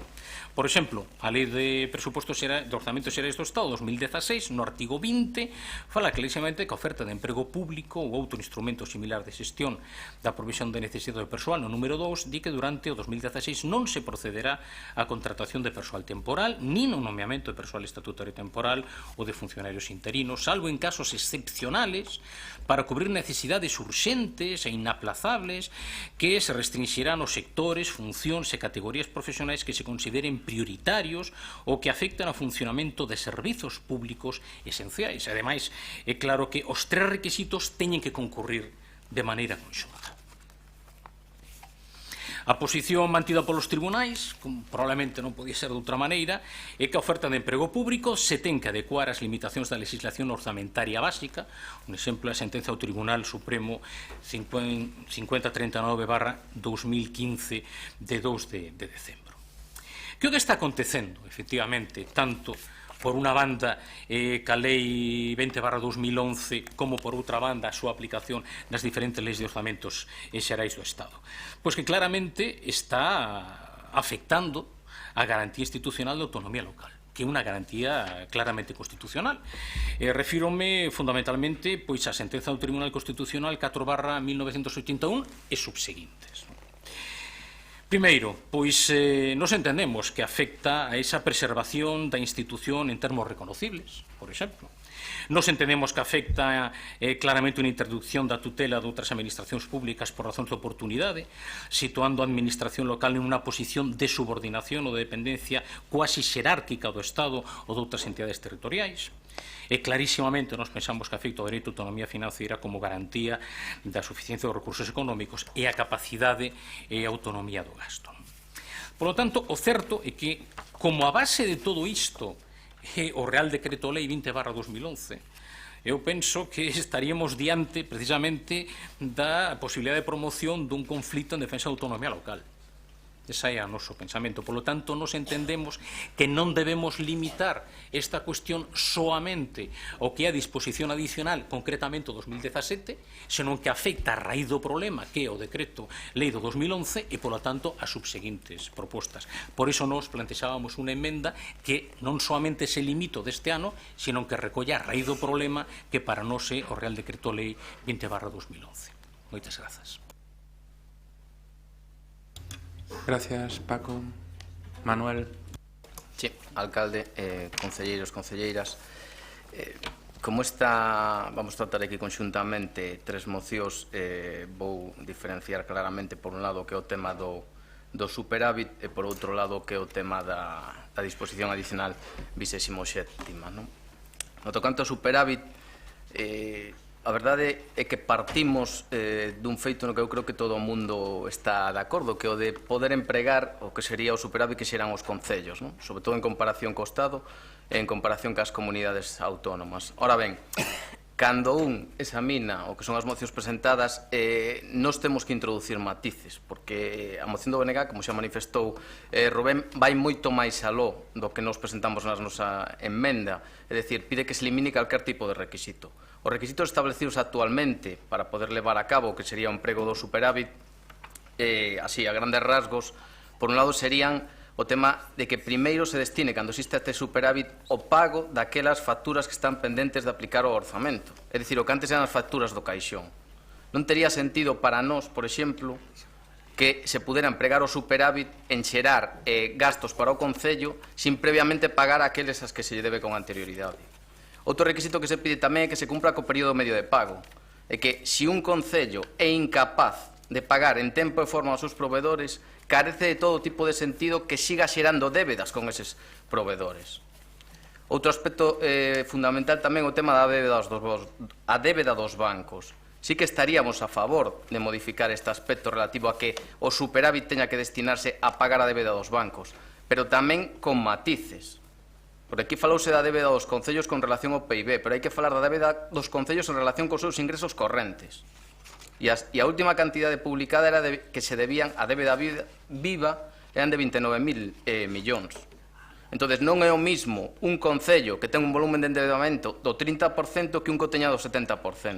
Nos aí sí que estaríamos a favor de que se introduxera a eliminar a necesidade de destinar o pago da débeda aos bancos, pero introducindo un determinado porcentaje en función da débeda que teña cada un dos concellos. É dicir, non somos partidarios de levar a cabo o que é a derogación totalmente aberta para establecer un novo sistema de barra libre, sino establecendo unha serie de condicionantes para que aqueles que cumpren poidan destinar os cartos e xestionen de maneira eficaz. Outro aspecto que tamén recollimos na nosa emenda é o tema da regla do gasto, porque aquí non se fixo referencia a ninguna e consideramos fundamental e prioritario que se leve a cabo que a modificación da regla do gasto tal cual está configurada actualmente, porque además a regla do gasto incide bastante no que é o tema do superávit dos concellos, pero bueno, non se fixo referencia por ningún dos grupos. Nos en principio estaríamos de acordo con que se modificara esta regla do gasto, xa manifestei aquí máis dunha ocasión, incluso xa non sería tanto, incluso poderíase chegar á eliminación da mesma, pero bueno, isto xa depende de outro tipo de debate. Outro aspecto que tamén resultame curioso que non se fale nestas mocións, e a pesar de que xa o falamos en moitos plenos, é o tema da taxa de reposición de efectivos. Presentase unha moción relativa á disposición adicional 27ª no proxecto de lei de orzamentos xerais do Estado, pero hai que ter en conta que o que está quebrantando actualmente o que os concellos é a taxa de reposición de efectivos. A taxa de reposición de efectivos é algo que incide negativamente en todos os servicios públicos. Nós estamos de acordo con que se elimine estas restriccións actuais, pero, bueno, nas mocións non se presenta ningún tipo de referencia á mesma, senón que se está centrando todo no que é a disposición adicional 27ª. E con respecto a esta disposición adicional, pois sí que quero facer unha serie de aclaracións con relación á moción presentada e tamén á emenda presentada por parte do Partido Socialista. En primeiro lugar, que estamos a falar dunha disposición adicional dun proxecto de lei. Isto é un mero proxecto. Ten inda que aprobarse no Parlamento. E creo que todos somos conscientes de que o goberno da nación non ten maioría absoluta. Entonces, non sabemos moi ben como vai quedar isto. É debatir sobre un futurible. Pode ser que quede así ou pode ser que se cambie totalmente. Eso, entonces, non sei, eu desde o meu punto de vista, falar de futuribles, debatir de futuribles é pouco práctico. Pero, bueno, sí que quero precisar, porque me chamou a atención, cando se fala de que se está a vulnerar a autonomía local. A autonomía local, como ben dixo o portavoz do Partido Socialista, é un concepto que está recollido na nosa Constitución, no seu artigo 140, e tocoulle definila o Tribunal Constitucional. E o Tribunal Constitucional definiuna, e además dun modo moi preciso. A sentencia 481, anteriormente citada, dixo que hace referencia a un poder limitado e que non é soberanía. E a sentencia do Tribunal Constitucional 32/1981 sinalou que a autonomía local ha de ser entendida como un derecho de la comunidad local a participar a través de órganos propios en el gobierno y administración de cuantos asuntos le atañen, constituyendo un poder limitado. Y esa limitación recollóse expresamente na Carta Europea de Autonomía Local de 1985, donde dixo que a autonomía local es el derecho y la capacidad efectiva de las entidades locales de ordenar y gestionar una parte importante de los asuntos públicos, pero en el marco de la ley. Y aquí, repito, estamos falando dun futurible, dun proxecto de lei, o único que temos é un proxecto de norma presentado por parte do Goberno no exercicio das competencias que lle atribúe a propia Constitución española. A Constitución que é a norma suprema do ordenamento xurídico. Porque o Estado único que está a facer aquí é exercer a competencia básica en materia de función pública e de planificación de actividade económica, recollidas no artigo 149. Despois, outro aspecto que me gustaría salientar tamén, neste caso como funcionario que son, porque, inda que ahora mesmo estea exercendo como concelleiro nesta corporación, eu tamén son funcionario, a finalidade desta medida, entendo eu, porque non falei cos redactores da norma, nin teño esa posibilidade tampouco, eu entendo que non é nada novo no mundo da función pública. Simplemente creo que se trata de respetar que o acceso ao emprego público, que segundo o artigo 14 e 103 da Constitución Española debe respetar os principios de igualdad, mérito e capacidade, non se produzca pola porta de atrás. E isto non é algo que veña reclamando eu, é que isto veñen reclamando os empregados públicos e os sindicatos da función pública desde sempre. Cando se fala de municipalizacións de servizos na situación actual, o que se está a falar é de que empregados de empresas privadas pasen a ser empregados públicos baixo un concepto creado pola xurisprudencia, que é o de indefinidos non fixos. Pero pasen a ser empregados públicos sen ningún tipo de proba selectiva. E a este respecto sí que quero lembrar que no sector público é obrigatorio o pase dun proceso selectivo para poder traballar nel, o que sería unha oposición, como se conoce vulgarmente. E nas empresas privadas a xente que entra a traballar non pasa este tipo de probas. Aplícase o dereito privado que ten moitísimas menos garantías que as que reúne a contratación dun empregado público. Outro aspecto que chama a atención é que si, emprégase a figura dos indefinidos non fixos, pero é que esta figura, creada pola xurisprudencia, xa desde o ano 1998, está creada para referirse a aqueles que acceden de xeito irregular ao emprego público. Isto hai que lembralo. Ademais, eu creo, e digo, simplemente con ler o que se está a falar no tema de municipalizacións, que estánse a crear unha serie de faltas expectativas en traballadores e traballadoras de empresas privadas prestadoras de servicios para a administración, porque, inda que asumíramos que se municipalicen eses servizos e que pasen a depender da administración, teñen que pasar o día de mañá unha proba selectiva. E que pasa con aqueles traballadores ou traballadoras que non a pasen? Irían ao paro directamente. Outro aspecto que me chama a atención na moción presentada é que fálase de que as persoas traballadoras das concesionarias perderían o dereito á subrogación que teñen recoñecido por normativa laboral. Vamos a ver, aquí estáse a olvidar que a xurisprudencia do Tribunal de Xusticia da Unión Europea é moi clara a partir do 2011 e mudou no sentido que mantiña con anterioridade. E xa manifestou que non hai un dereito á subrogación total do persoal naqueles casos nos que non existen grandes inversións materiais. Logo tamén se fala de que o artigo 85.2 da Lei 785 quedaría sen efecto se entra en vigor esta disposición adicional 27ª. O citado artigo, que además foi introducido pola Lei 27 de 2013, con maior ou menor acerto, eso cada un pode debatilo como queira, o que di que os servicios debense prestar pola forma máis sostenible e eficiente. E isto pode ser tanto unha xestión directa como unha xestión directa.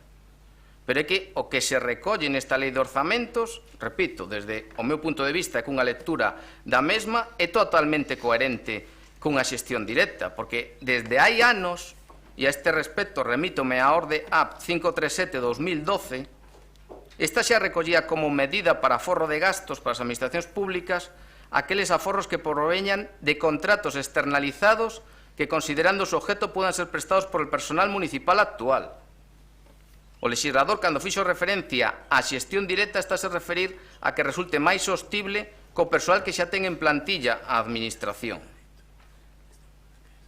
Entonces, eu non sei, estánse aquí a falar unha serie de aspectos que, en principio, chámame bastante, pero bastante a atención.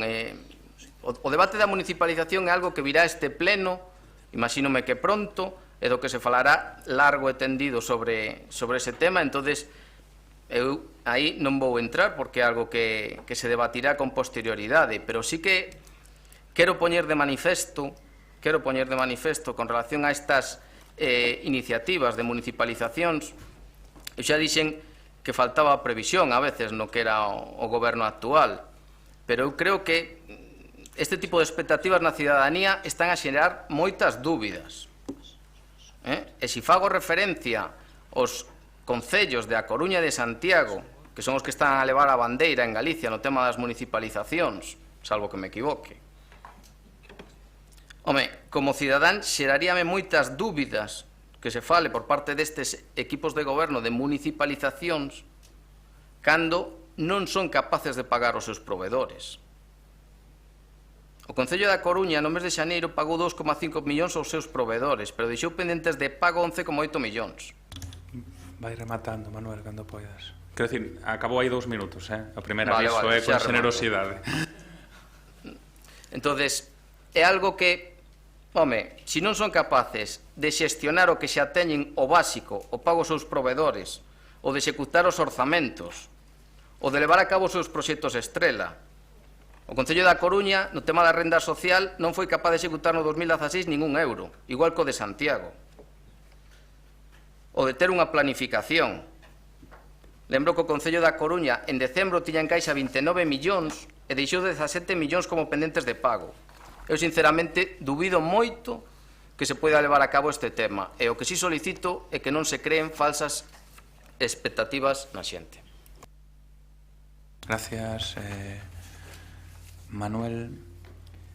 Xa perdín a quenda de María. María Rozas. Bueno, boas tardes a todos de novo.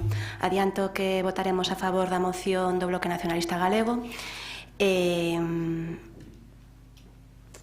Bueno, e tamén das nosas, por suposto.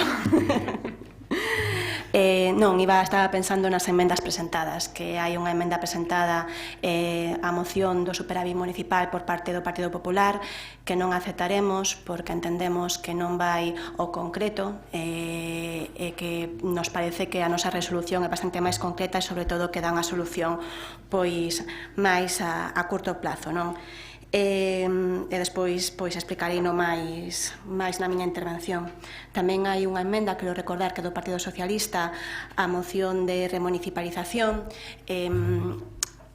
Neste pleno xa vou explicar porque o noso voto a esa emenda, porque non aceptamos. Neste pleno xa debatimos en moitas ocasións a lei de racionalización das administracións públicas, xa falamos en moitas ocasións da taxa de reposición e da regla do gasto e nos posicionamos.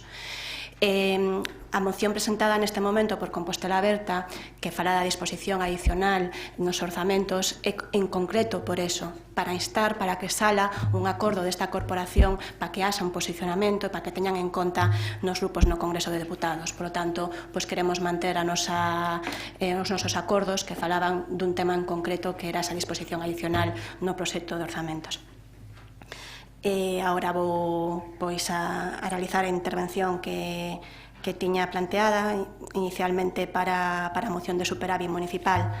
Xa se comentou aquí, o comentou o compañeiro do Bloque Nacionalista Galego, os concellos somos a única administración que cumpre o déficit e os obxectivos de estabilidade. Somos a única administración no Estado español que cumprimos ese déficit, eses principios de estabilidade. Dende o ano 2012 as corporacións locais veñen xerando superávit. No ano 2012 xerouse un superávit de máis de 2.000 millóns de euros e no ano 2016 de máis de 7.000 millóns de euros.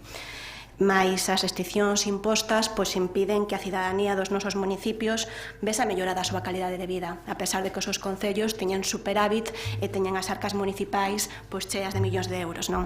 O conxunto de alcaldes e alcaldesas vense en grandes dificultades, ademais, para explicarlle isto aos seus veciños, que non poden entender, porque é moi difícil de entender que, a pesar de ter liquidez, que a pesar de ter euros na caixa, non se poden atender as demandas que existen en moitas dos veciños, a pesar de ter recursos disponibles para iso. Durante os últimos exercicios, ademais, as limitacións para destinar ese superávit, xa se explicou, así que vou a ser breve, están moi limitadas. Pódese destinar o superávit a pago de débeda das entidades bancarias e investimentos financieramente sostibles. Son limitacións que non se entenden, sobre todo cando seguimos xerando superávit na administración local. Por eso presentamos esta moción, presentamos a moción en algo que saben sendo denunciado habitualmente neste pleno. Despois os vocellos do Partido Popular dirán que sempre lle bota a culpa a Montoro e a Lei Montoro, pero a verdade é que as busca, e que nos danos excusas para criticar e para traer debate a este pleno. Isto xa foi moi debatido neste pleno en moitas ocasións, pero agora hai unha recente condena da FEMP, da Xunta de Goberno da FEMP, que nos convida a facer esta reflexión e a volvelo a poñer sobre a mesa. Estamos a falar, por exemplo, no caso de Santiago, dun superávit municipal que nos últimos 5 anos acumula 37,5 millóns de euros.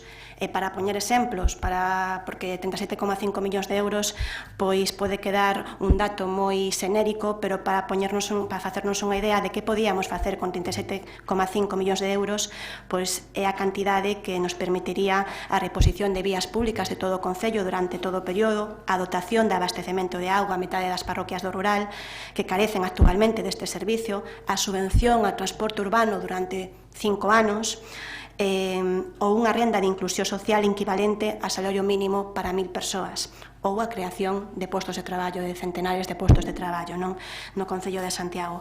Por iso traemos esta moción na que instamos a que o superávit se poda destinar a outros destinos que non sexa amortizar débeda de forma anticipada ou un investimento financieramente sostible e, ademais, indo un poquinho máis a maiores da moción do Bloque Nacionalista Galego, tendo en conta que agora mesmo ainda se está tramitando o orzamento no Estado, que ata que non se aprobe de forma definitiva ese orzamento non se pode destinar a nada de investimentos financieramente sostibles, nin siquiera eso, o superávit das administracións locais, propoñemos que tamén se contemple que este superávit se poda gastar tanto no 2017 como no 2018.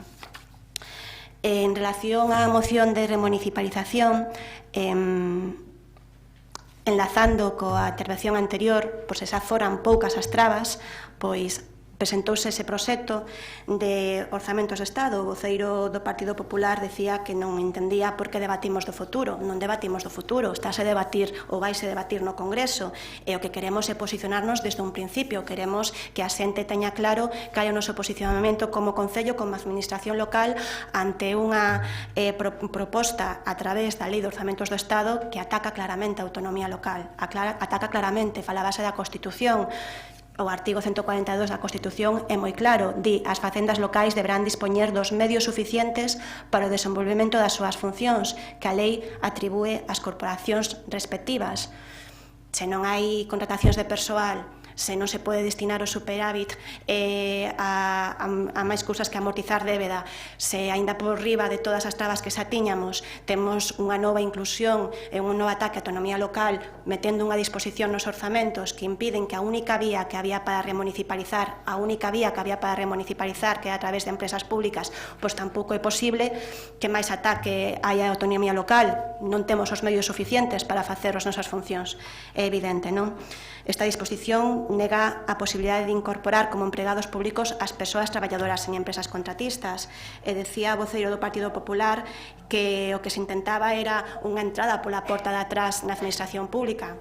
Nada que ver. Recordemos que a lei nos di que en 3 anos hai que sacar esa oferta de emprego. Entonces, parece un pouco incoherente, non?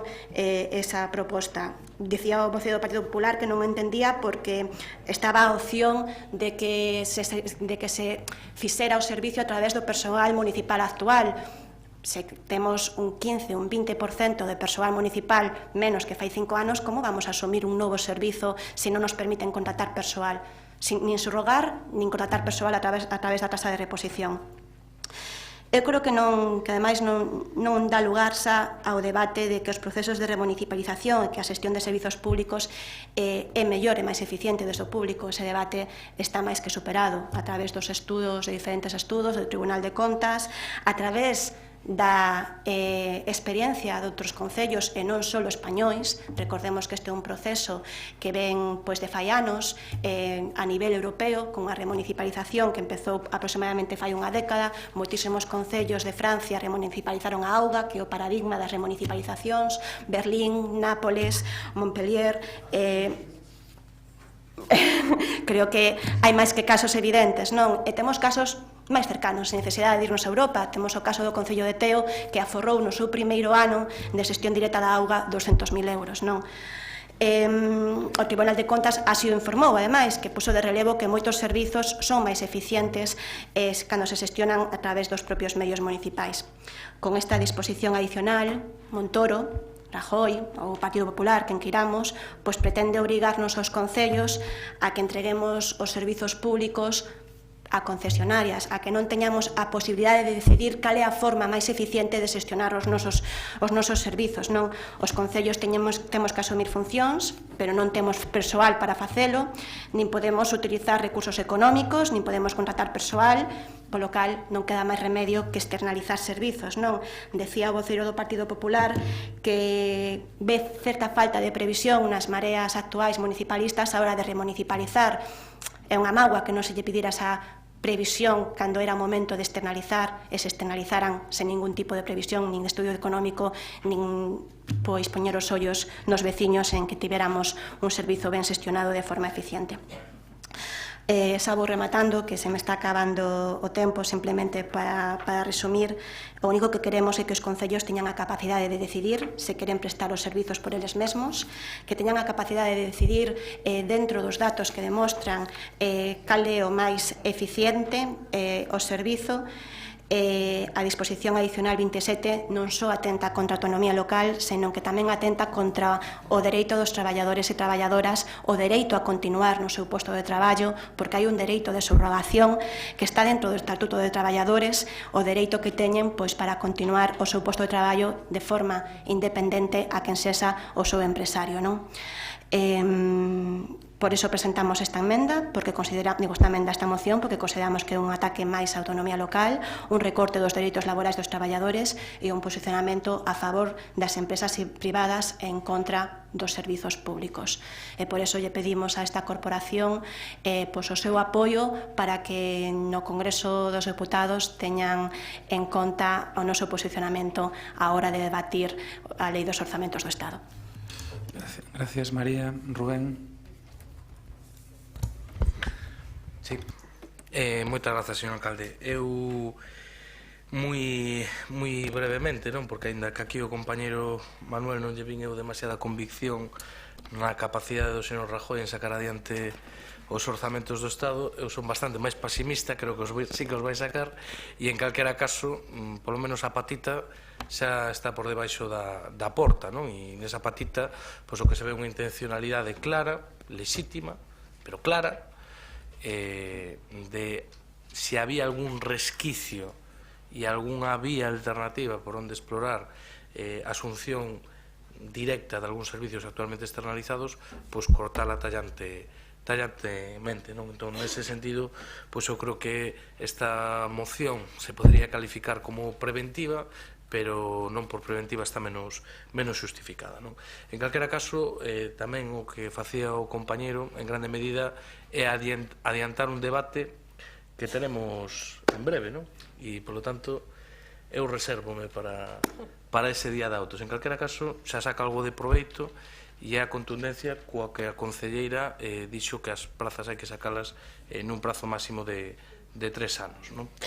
E polo resto, bueno, pues total coincidencia co que acaba de comentar tamén a concelleira respecto de que nos abogamos claramente porque sexan os concellos quen poidan decir libremente e en función do momento e da tesitura bueno, como queren xestionar os servicios. Nos, como Bloque Nacionalista Galego, sempre abogaremos que na medida do posible os servicios públicos deben estar xestionados polas administracións públicas de xeito directo e son en contextos excepcionais e tremendamente xustificados se debe recorrer pois, a outro tipo de sistemas alternativos que o tempo, ademais, ten demostrado que nin teñen por que ser nin máis eficientes, nin máis eficaces, nin máis baratos e que, pola contra, o tempo tamén ten demostrado que unha das principais vías, eu non digo que intrínsecamente sexa así, digo que a experiencia histórica demostra que unha das principais vías de malas prácticas, de corrutelas, cando non directamente de corrupción, non? Por lo tanto, o que non quita que nas empresas públicas ou na administración pública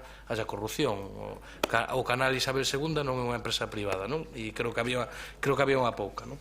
Pero, bueno, en calquera caso, nos abogamos por iso e nese sentido votaremos a favor destas mocións. Muchas gracias, Rubén. Paco. Grazas. A min gustaría facer un par de comentarios, non? O primeiro, algúns comentarios teñen que ver ca intervención de Manuel, non? Claro, Manuel di, eso é certo, que os orzamentos 2017 son un futurible porque aínda son un proxecto, non? É certo, por iso hai que recoñecer que Compostela Aberta, nas súas resolucións, na segunda di, solicitar aos grupos políticos con representación ás Cortes Xerais para que no prazo de tramitación do proxecto de lei desense en efecto o contido desta disposición adicional 27ª. É dicir, iso ten o seu sentido, non? Outra cousa é que é verdade que nos entendemos que tal e como está, e por eso presentamos unha emenda, que tal e como está quedase curta. Porque claro, o problema non é un problema sobrevido que chega hoxe, é que di no, é que hoxe esta disposición adicional 27ª vaya a impedir unha posible remunicipalización. Non, é que o problema, existe unha vez máis, é o Real Decreto Lei 2011 de medidas urxentes en materia orzamentaria, tributaria e financeira. Eso impediu que se poidera facer nada disto no 2012, e no 2013, e no 2014, e no 2015, e no 2016. É dicir, en todos os anos non se puido facer precisamente por ese Real Decreto e por como os diferentes orzamentos, as leis dos orzamentos xerais do Estado incorporaban as súas disposicións adicionais o que di ese Real Decreto Lei. Ese é o problema que temos de fondo. Por iso nos incorporamos, é dicir, non somente vayamos contra ese futurible a través de pedir que os grupos políticos no Congreso non aproben esa disposición adicional dos orzamentos que presenta o Partido Popular, senón que vayamos a raíz do problema, é dicir, a que impide que o que impediu que no 2016 se poidera facer tamén. Por lo tanto, ese é o motivo polo que nos pensamos que se non se acepta a nosa emenda, non é porque sexa nosa, pero que se non se acepta a emenda, queda curta a proposta neste caso de Compostela Aberta. Eu concordo neste caso con Manuel cando dicía que o debate da municipalización vai vir no seu momento. Efectivamente, nos reservámonos a nosa opinión con respecto á longa exposición de motivos desta moción de Compostela Aberta, xa o debatiremos no seu momento, non? Con respecto á intervención de María, concelleira de Compostela Aberta, pois decir un par de cuestións, non? A primeira, falaba ela dun superávit nos últimos 5 anos de casi 38 millóns de euros, 37,5, non? Bueno, eu tampouco vou entrar agora no debate de por que temos ese superávit. Eso, cando veñamos aquí a debater a liquidación do orzamento 2016, a conta xeral do 2016, falaremos de por que temos ese superávit, non? Bueno, dúas puntualizacións, non? Remunicipalizar a través das empresas públicas como única vía, non?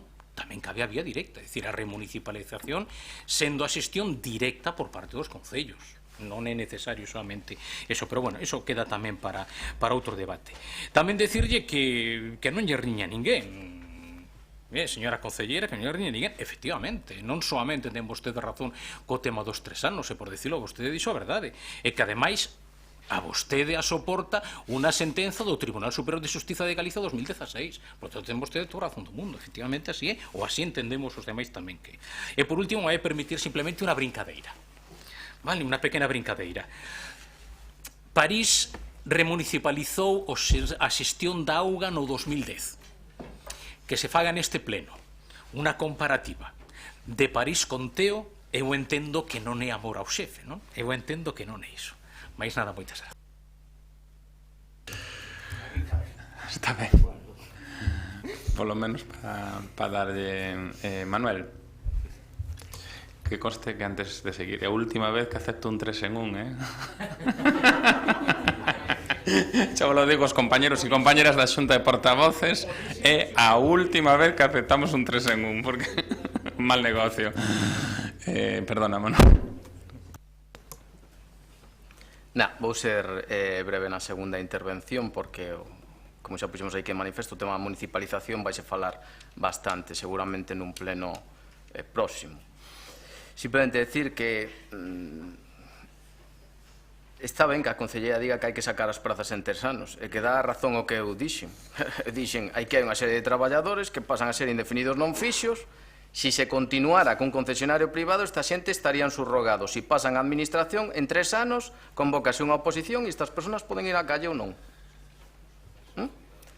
Logo, en segundo lugar, non comparto o que é a postura do Partido Socialista con que a raíz de todo eso é o Real Decreto Lei 20-2011, porque este é un Real Decreto Lei que se sacou pola situación que había naquel momento, que como consecuencia das eleccións non se aprobaron os orzamentos, e pola prórroga orzamentaria, que a prórroga orzamentaria é única e exclusivamente dos capítulos de ingresos e de gastos, pero non afecta todo o articulado da lei. Entón, xa na propia exposición de motivos dese Real Decreto Lei se poñía de manifesto que a finalidade do mesmo era porque había algunhas materias como as pensiones públicas que se congelaban si se aplicaba lo establecido en el 2011 en la Ley de Presupuestos.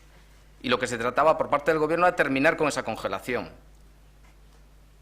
Entonces, a Lei 20, o Real Decreto Lei 20-2011, o que regulaba era as retribucións de personal do 2012, a oferta de empleo público do 2012, o tema da xornada laboral. Isto sí que está vixente. Bueno, si hai que derogar isto, modificalo, pois parecenos, bueno, é debatible. O tema da revalorización das pensións para o 2012. O tipo do IBI para o 2013 e 2012 e 2013. O imposto de sociedades para o 2012. A taxa de telecomunicacións para o 2012. A participación dos tributos do Estado dos concellos no 2012. E así podo seguir con todo o articulado. Entonces, non comparto con vostede, sinto, o que a raíz deste problema sexa esta norma, porque a data de hoxe, salvo algún aspecto como a da xornada laboral, o resto non está vixente. As leis sucesivas de orzamentos xerais do Estado foron derogando todo o que se falaba aí, se recollía aí, en materia de persoal. Cando se fala do dereito da subrogación, o dereito da subrogación xa puxen de manifesto que a xurisprudencia do Tribunal de Xusticia da Unión Europea dixo que non existe tal dereito en casos nos que non se leva a cabo o que é a necesidade de grandes inversións, como sería tamén o tema neste caso da hora ou da grúa. E además hai un tema fundamental, é que ese tipo de xurisprudencia prima sobre o Estatuto dos Traballadores. Iso é unha cuestión de dereito. Entonces, home, eu xa dixen, o que me parece é que se están a crear falsas expectativas neste tema para ocultar outro tema, que é o tema da xestión que se está a facer por parte dos equipos de goberno das Mareas. Pero, bueno, sí que vou poñer de manifesto algo que me dicese que por parte dos concellos, a municipalización son moito millores. Home, eu mirei aquí uns exemplos. En Cataluña, o Concello de... non sei se o pronunciarei ben, porque o catalán a verdade é que non o falo ni na intimidade. O de Fígaro-Montmany tuvo unha subida das tarifas desde que municipalización entre o 53% e o 131%. O Concello de la Granada entre o 23% e o 148%. Entonces, home, se isto é moitísimo máis beneficioso, pois a min que mo expliquen, non? É que, home, poderíamos falar de máis cousas, pero eu creo que a nosa postura queda clara. Nós estamos a favor, por iso presentamos unha emenda de que se modifique a regra de gasto porque entendemos que na actualidade tal cual está configurada restrinxe moitísimo os concellos nas súas actuacións e hai que modificala. Danos igual que isto sexa algo que se recolle por parte do Goberno do Estado do Partido Popular. Nos é o que cremos.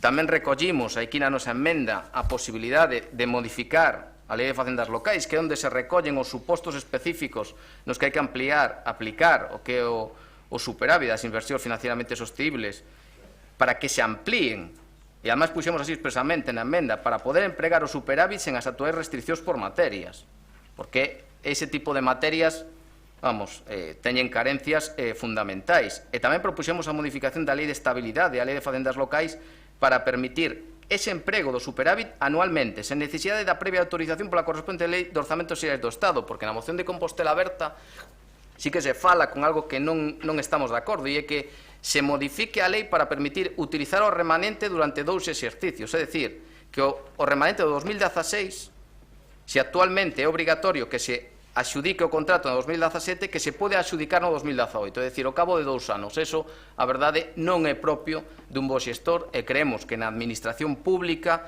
non sería admisible. Por eso, o sentido da nosa emenda, sentimos que non se admitira. Gracias, Manuel. María. De forma breve, eu alegrome que o Partido Popular presente emendas á Lei Montoro. Está ben que por fin foran valientes e emendaran o que fai os propios compañeros do seu partido, non? Alegrome que presente emendas nese sentido. Tamén me alegro que se preocupe polos traballadores. O que pasa que esa preocupación chega un pouco tarde, non? Porque en ningún momento se preocupou cando se externalizaron servizos, cando se privatizaban servizos públicos e se precarizaba aos traballadores. Entonces, bueno, pois xérame bastantes dúbidas esa preocupación, non?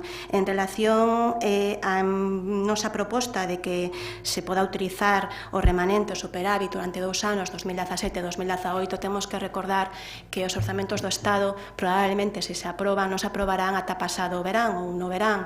Eso impide a súa tramitación administrativa. Non é unha proposta que se lle ocorrerá a Compostela Aberta, é unha proposta que sale tamén da Xunta de Goberno da FEMP, onde os municipios que aí están representados, moitos deles están gobernados polo Partido Popular, non?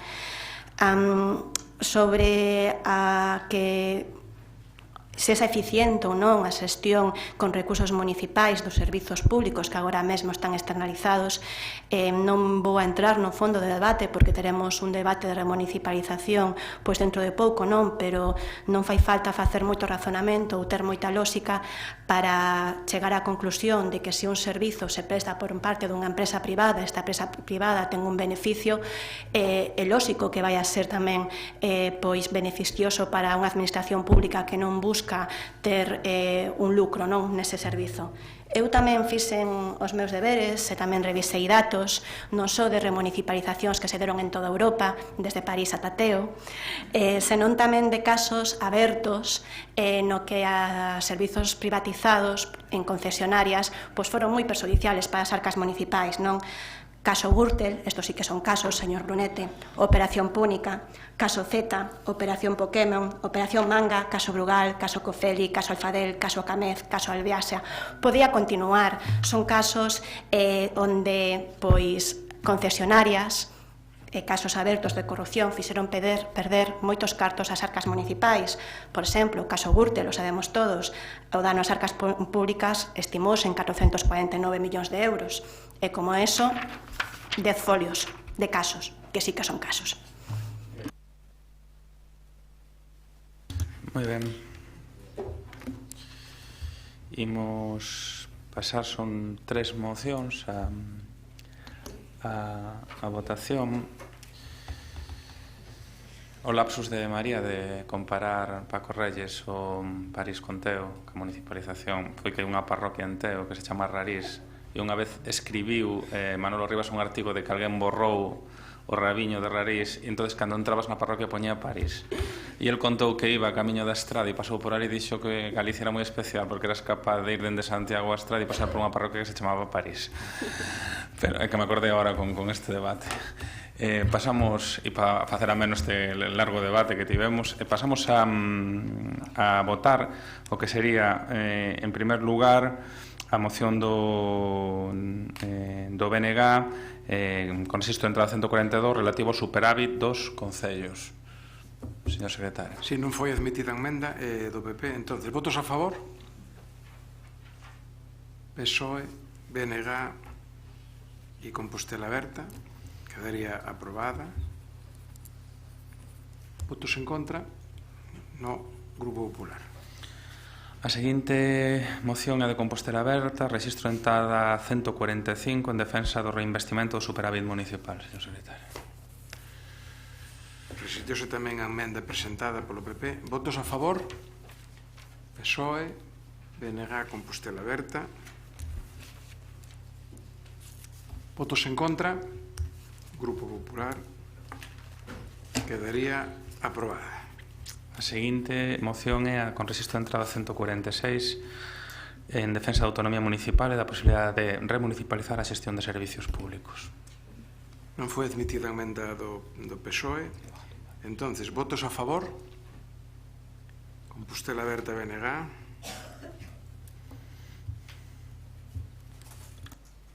Votos en contra? Abstencións? PSOE e PP. Tamén quedaría aprobada a moción. Ben, pasaríamos agora a moción do BNG, registro de entrada 143 para recuperar o vello Hospital de Galeras para uso público. Rubén. Moitas gracias, señor alcalde. Eu vou intentar non agotar o tempo porque o sustancial deste debate pois se ha estado neste pleno municipal, non? Como pone a propia exposición de motivos da...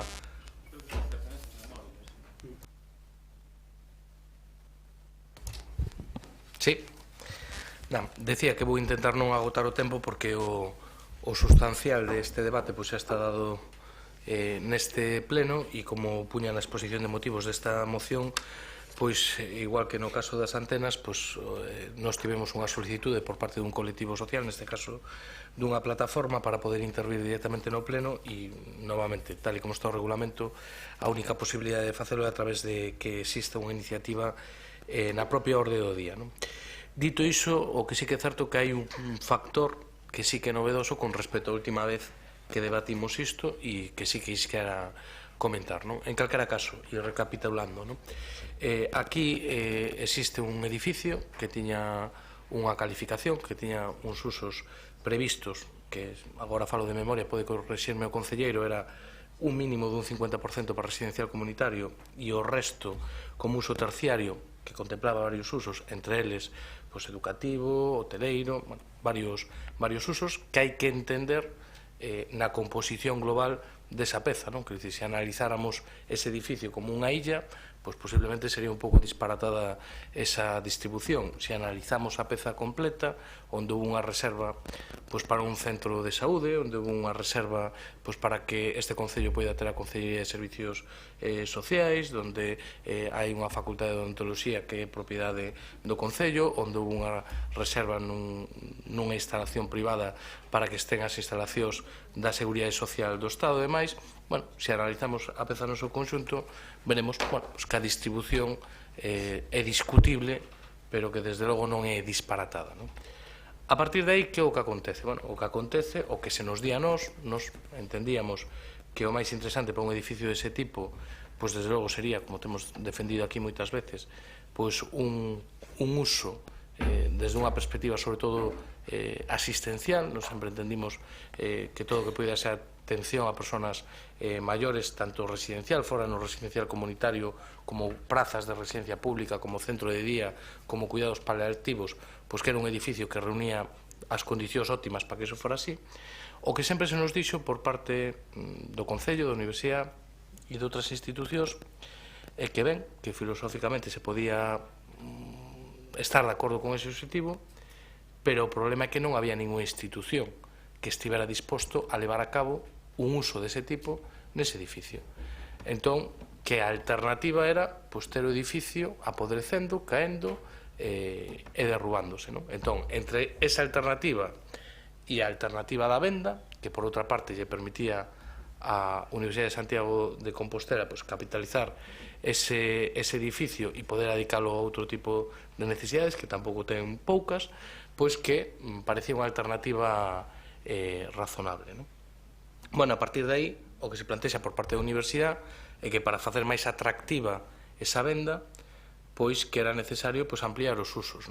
E aí é cando ven a debate, inicialmente a proposta do Partido Popular, finalmente de Compostela Aberta, que a planta inferior pudera ter uso comercial e introducir tamén o uso de oficinas no que serían as plantas superiores, que non estaba recollido. Eu agora mirando tamén aquí un pouco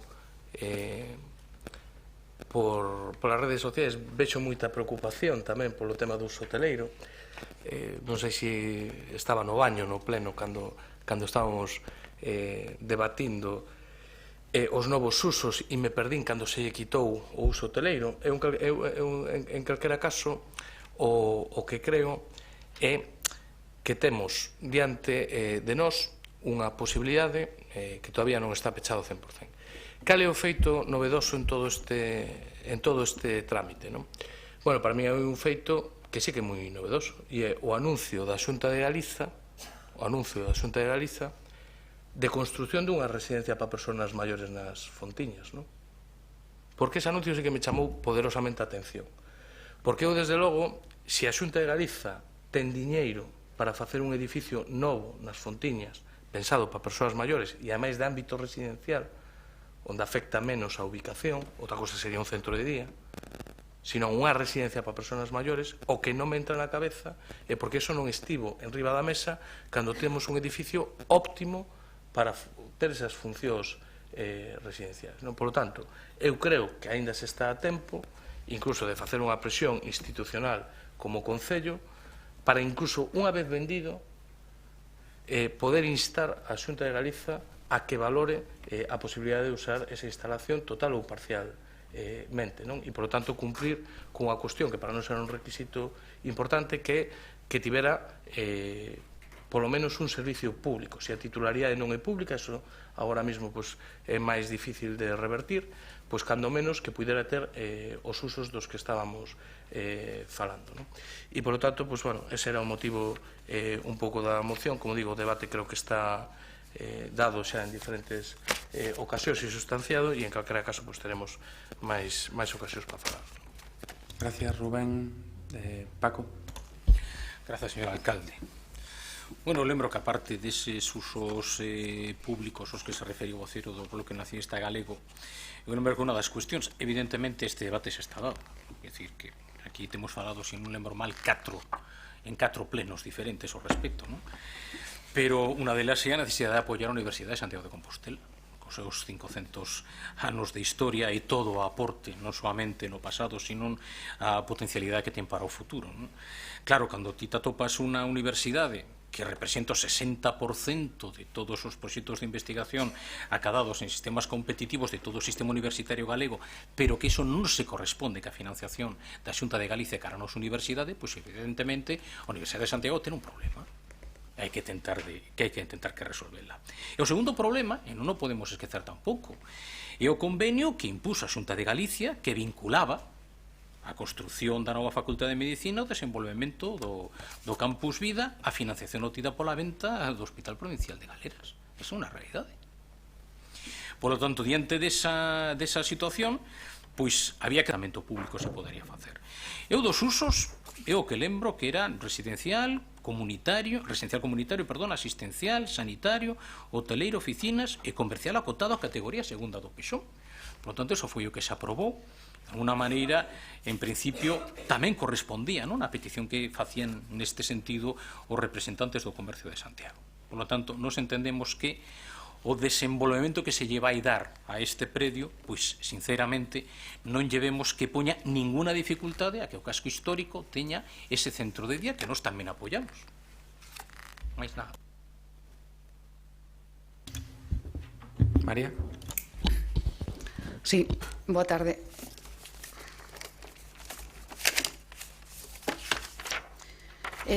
Resulta complexo emitir unha opinión sobre o contido desta moción por unha cuestión de comprensión. Resulta difícil entender a pretensión, sobre todo porque parece que estamos ante feitos consumados e puidera resultar extemporáneo. Invócase na moción a implantación dunha residencia de maiores. Partimos do feito de que, efectivamente, a Xunta de Galicia construirá en Santiago unha residencia de maiores, parece que en Fontiñas, nun terreo cedido polo Concello, e parece que hai acordo e satisfacción por parte de todos, nada que dicir ao respecto. Partimos de outra realidade, que é que o Hospital de Galeras foi propiedade da Universidade de Santiago.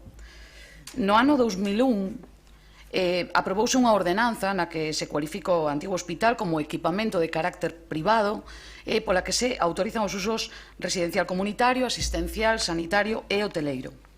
A Universidade, exercendo o seu lexítimo dereito de poñer á venda, de dispoñer da súa propiedade, de poñer á venda o edificio e a parcela,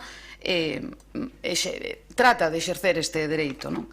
Pero, sobre todo porque o deterioro do hospital era crecente, tendente un pouco a minorar isto, a mellorar a certas condicións urbanísticas, concretar os usos permitidos, que redundase todo iso na súa protección arquitectónica e na súa consideración de valor.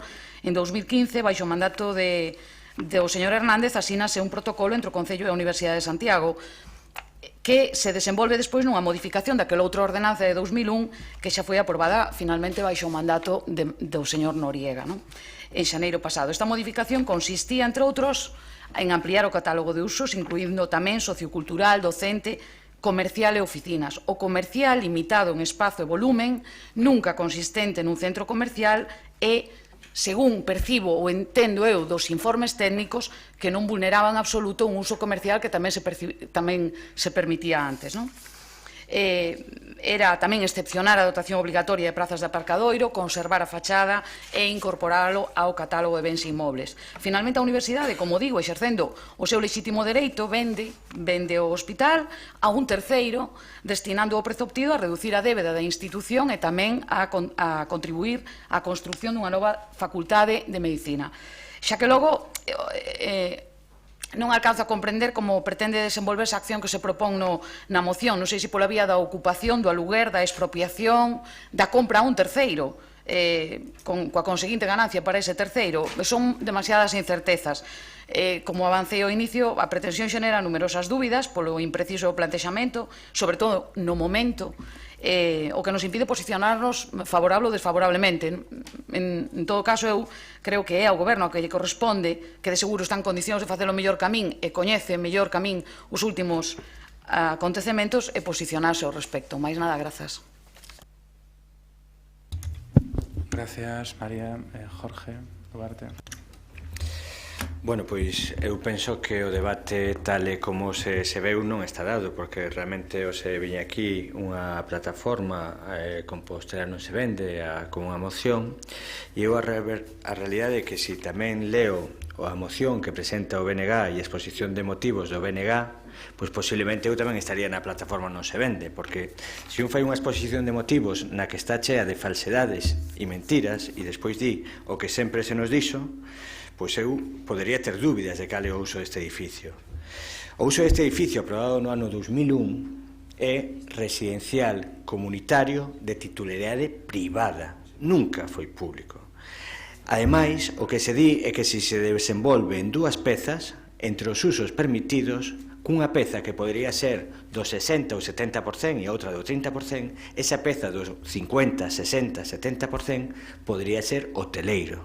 E iso é o que pon, e aquí está a ficha, e está moi clara, entre os asinantes daquela data de 2001, decía en concreto a portavoz do Grupo Municipal do BNG, dona Encarna Otero Cepeda, o 16 de xullo de 2001, decía que resulta finalmente a aprobación por unanimidade como un momento histórico para a cidade, co fin de resolver o ámbito pero respetando o edificio do antigo hospital, conservando na memoria patrimonial histórica da cidade. Creo que hai que recordar quen votou no ano 2001 a favor de que isto sexa un uso residencial comunitario ou hoteleiro sin precisar un tope, podía ser unha das áreas funcionais do edificio. Por lo tanto, non limitaba un tope do 50% e así figuraba, e aquí está a titularidade privada, e aquí leo para que Rubén podas entendelo claramente. Di, en edificio exclusivo utilízanse os usos residencial, comunitario, asistencial e sanitario. No suposto que o edificio se organice en dúas pezas funcionais independentes, as condicións de uso aplicaránse a cada unha desas pezas, entendendo cada unha delas como edificio exclusivo. As pezas non teñen por que ser do 50%. O edificio ten 3 módulos, poderían ser 60, 70, 30, 40. Di, neste caso, admítese de xeito complementario o uso hoteleiro ocupando como máximo únicamente unha das dúas pezas. Podería ser a peza grande, a peza pequena, a peza regular. Bueno, por lo tanto, podía haber máis dun 50% de uso hoteleiro, non estaba limitado, a titularidade era privada e todo eso figura na moción aprobada no 2001. Por eso, cando a min leo esta proposta e na exposición de motivos se di que o uso residencial comunitario cambiarlo por un uso privado do inmóvel do vello hospital. Pois é, ademais de non ser consciente do que se aprobou no 2001, introducir unha falsedade sobre o que aprobamos inicialmente. O que nos aprobamos inicialmente outro día sería que o uso hoteleiro limitábase a un 50%. Por primeira vez se limita a un 50%. E, ademais, parte dese uso poderá ser cambiado por uso oficinas ou por uso comercial. Cando nós temos o convenio asinado polo anterior alcalde Agustín Hernández ca USC, falamos cos veciños, ca Plataforma Veciñal de Galeras, e lle comentamos que a proposta sería reducir uso hoteleiro para poder permitir un supermercado en planta baixa que era a súa demanda histórica. Bueno, pois, como eles nos din que sí, non seguimos adiante porque o consultamos cos veciños. Por lo tanto, eu o que querería aclarar é que cando se fai unha moción, o mellor empezar dicindo cousas que se san certas e non cousas que son falsas, como é que se cambia o uso residencial comunitario por uso comercial. Eso é falso. Por lo tanto, hai que decirlo moi claro.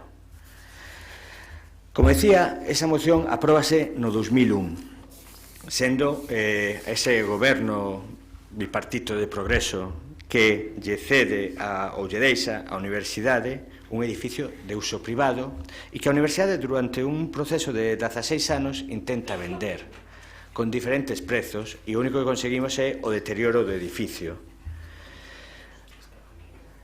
Esa subasta iníciase no goberno anterior. Quero recordar, por se alguén non sabe, que ten un valor de venta de 7.300.000. Se o goberno municipal quisera recuperar a titularidade, tería que pagar, porque se asinou no 2001 isto, tería que pagar eses 7.300.000. Ou se a Xunta de Galicia quisera recuperar a titularidade, tería que pagar esos 7.300.000. Hai que decir as cousas clariñas para que non pareza que aquí se consiguen as cousas sin ter que pagar. Por lo tanto, a moción, o fondo, o acordo, poderían non ter ningún problema, pero o problema é cando se din cousas por demagoxia, cousas que non son certas, e a xente se moviliza pensando que o que sempre se nos dixo, cando se utilizan esas frases así, o que sempre se nos dixo, bueno, pois claro, o que hai que dicir é a verdade, o que pon no documento aprobado no 2001 por os votos do Partido Socialista e do Bloque Nacionalista Galego, cuya portavoz era Encarna Otero naquel momento no 2001. Por lo tanto, sendo ese uso privado e non habendo en ningún momento reducción do uso residencial comunitario, este goberno non ten nada do que avergonzarse, e a min o único que si digo é que se me contaran o que pon nesta moción, eu tamén estaría en Compostela, non se vende aí mobilizado, claro que sí, pero que non é certo. Entón non xoguemos con demagoxia e falsedades. A partir de aí, como digo, falouse cos veciños antes de elevar isto á aprobación inicial. O 50% como mínimo será residencial comunitario e en ningún momento se produciu unha reducción deso. O que permitimos é que haxa menos uso hoteleiro. E agora, se aos vecinos a usted lle pregunta que prefire máis hotel ou un supermercado, eu teño moi claro que lle van a contestar que prefiren un supermercado, que é o que nos pediron, Por tanto, esta moción apróbase co consentimento, ca aprobación da plataforma veciñal que no seu momento nos di isto. Con respecto ao que se trae ao final da moción, cando se di instar a Xunta de Galicia a realizar as xestións oportunas para implantar un novo centro de maiores previsto para Santiago no inmóvel do vello Hospital de Galeras. Pois a min non teño ningún problema en instar a Xunta a que se instale aquí. O problema vai non ter a Xunta e a Universidade cando a Xunta lle diga que tens que pagarme 7.300.000. E, sin embargo, o Goberno Municipal de Santiago me está poñendo unha parcela a miña disposición para hacer un centro de maiores en Fontiñas. Esos son os problemas, pero quero recordar que o que puso a titularidade privada e quen quere cobrar por eso é a raíz dunha modificación puntual aprobada no 2001, como xa dixe, polos 2 partidos naquel momento no goberno, non, polos 3 partidos, porque aprobouse por unanimidade esta proposta. Por lo tanto, esta proposta tiene unanimidade no seu momento. Se ahora se quixera recuperar a titularidade pública dese edificio, habría que compensar, expropiar, comprarlle a universidade ese edificio que acaba de vender ou que está en proceso de venta de 7.300.000. Por lo tanto, este goberno municipal non ten ningún problema en volver a debatir acerca deste tema cando veñamos que a aprobación definitiva, porque non empeoramos en ningún caso os estándares de aproveitamento asistencial que hai na actualidade.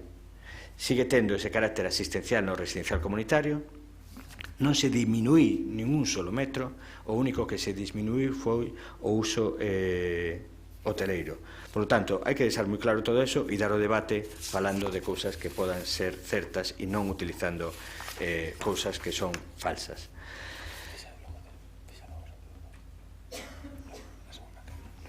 Bueno, pola nosa banda, deixalo moi claro, si é certo dar o debate, eu vexo que hai moita xente na rúa que sigue sin telo claro, eu poñome a disposición da plataforma Compostela non se vende para falar con eles e dar todas as explicacións necesarias. Eu recordo que ter estado en outras plataformas, haber solicitado ao alcalde e a concelleira que nos recibiran e nos recibiron. Eu neste momento tamén me brindo a recibir a esa plataforma e a calquera outra para explicarlle as cousas como son. A partir de aí creo que se alguén quere facer demagoxia sobre este proceso, pois sempre ten esa porta aberta, porque o pleno é para debatir e falar, pero creemos que hai que contar as cousas sin faltar a verdade e dicindo as cousas tal e como son. Rubén, segunda canda. Sí. Bueno, en primeiro lugar, unha cuestión, non eu procuro, despois, claro, a gusto do consumidor, non sempre se consigue, pero procuro non ser demagóxico nos argumentos. E hai unha cousa na que teño que darlle a razón ao concelleiro, volvín a ler agora a moción. Hai un parágrafo onde evidentemente está mal redactado. Creo que non foi a miña exposición. Escoitei con atención a rapaza, non sei, ni a coñezo, a rapaza que falou en nome da plataforma. Creo que no que falou non hai absolutamente nada incorrecto e creo que na miña exposición, aquí no pleno, hoxe e todos os días, tampouco hai ningún dato que non sexa absolutamente obxectivo. Entón, por si acaso, repito, ese inmóvel tiña uns usos, certamente, un mínimo de un 50% residencial comunitario privado, nunca dixemos o contrario, sempre se falou que podía ser, e había as propostas residencial comunitario para persoas maiores ou non, pero en calquera caso privado. E o resto do edificio, uso terciario, e dentro dese uso terciario había varios usos. Eu agora de memoria acórdome o tema de educación, do tema sanitario, do tema tal, e tamén hoteleiro. Eu o que digo é que os usos dese inmoble non se poden analizar por separado do resto do conxunto da peza, e creo que Jorge, como arquitecto, eso, polo menos, terá que recoñecelo. Ben, dito iso, a partir de aí, di que non empeoran. Bueno, non empeoran, pero tampouco melloran, non? A mí pareceme cuestionable que se poida facer zona comercial no baixo e que eso mellore. Bueno, é un punto de vista lexítimo, eu non o comparto, eu votei en contra e Compostela votou a favor. Non hai ningún problema. Hai veciños que están encantados con que haxe un supermercado novo e hai outros que non están para nada encantados. E hai comerciantes que non están para nada encantados. En calquera caso, oiga, lexítimo, non poño, son ocios, e cada un defende a súa. Vostede pensa que é mellor esa, vale, perfecto. Hoteleiro, eu ahora mismo, facendo un cambio de usos, sinceramente, é que suprimiría incluso o hoteleiro. Pero, oiga, se queredes, volvede traer isto pleno, que tedes o voto afirmativo do Bloque Nacionalista Galego para quitarlle o uso hoteleiro. Non hai ningún problema, volvede a traerlo a pleno. Tedes os votos suficientes para que non haxa un hotel aí. Sin ningún problema. Eu creo que, bueno, había uns usos contextualizados nun momento e que hai que telos unha visión de conxunto do conxunto da peza.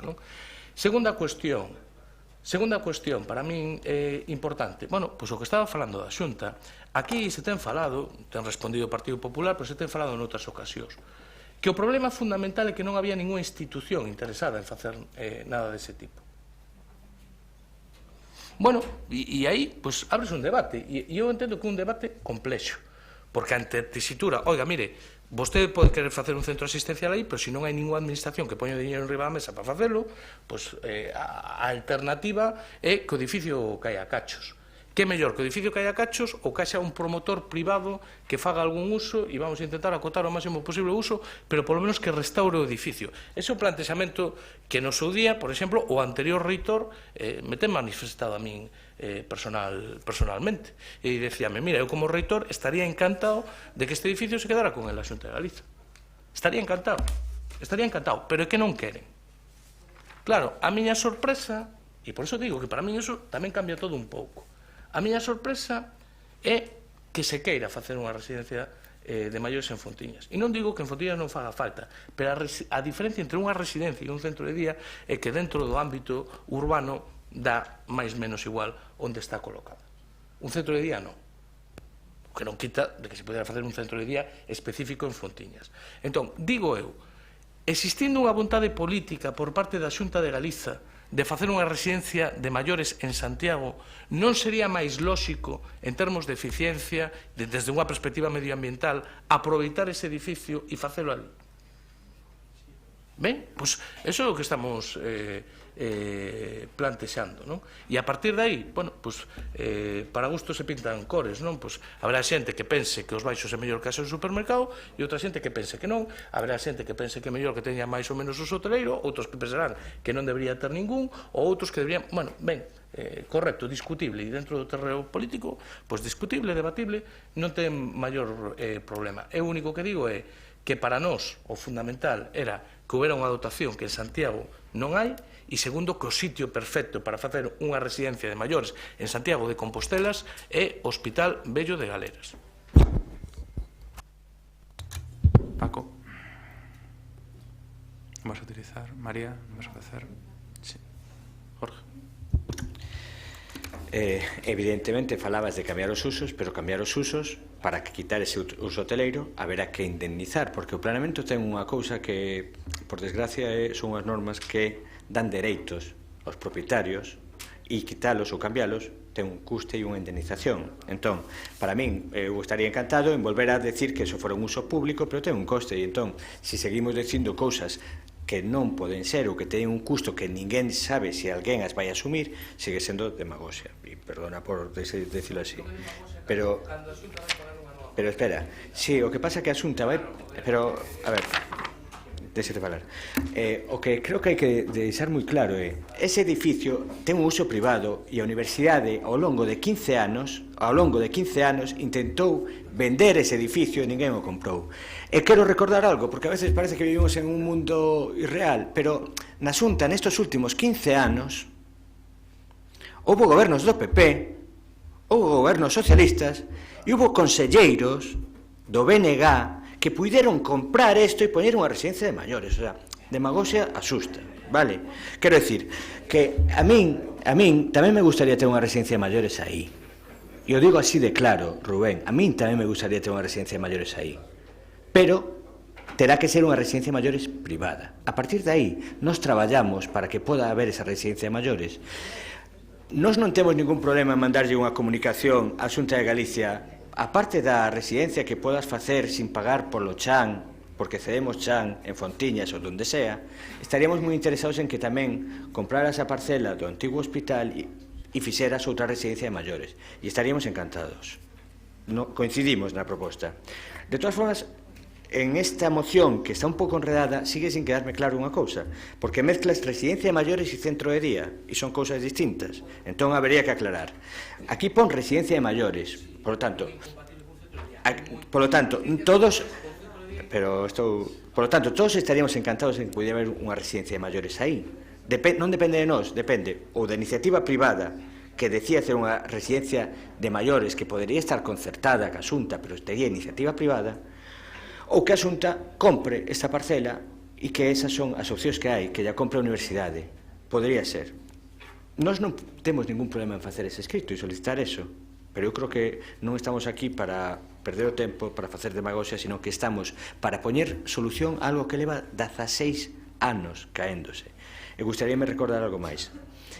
Nesa proposta que fixemos de modificación inicial, tamén avanzamos e melloramos a protección do edificio, pasamos a unha protección integral para preservar os valores. Por lo tanto, esa modificación inicial que hoxe se nos decía que podíamos reconsiderala, eu creo que hai que reconsiderala desde a sensatez e avanza na protección do edificio, que creemos que é fundamental, mantén, conserva, protexe, igual que estaban os usos residenciais comunitarios, e o único que fai é dar a posibilidad de diversificar o uso hoteleiro cambiando por comercial ou oficinas. E eu, personalmente, e así mo transmitiron tamén os da plataforma de galeras, por lo tanto, tamén deben de pensar igual, que prefiro que haxa un supermercado no Baixo que non un hotel en un 50%. Por lo tanto, tendo en conta que unha moción bastante complexa na súa exposición de motivos, por non decir que non é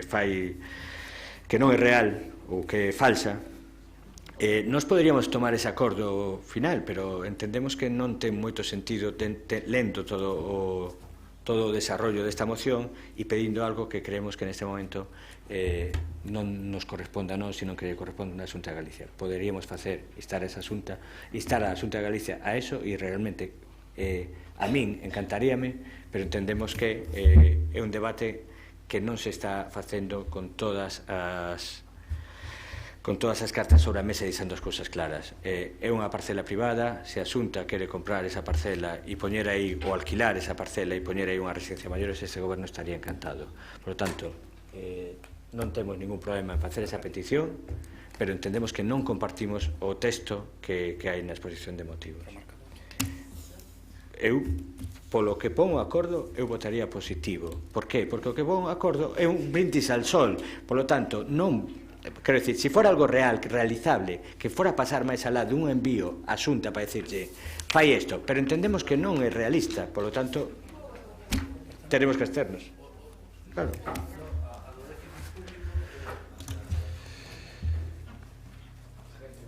Pasamos a votar, señor.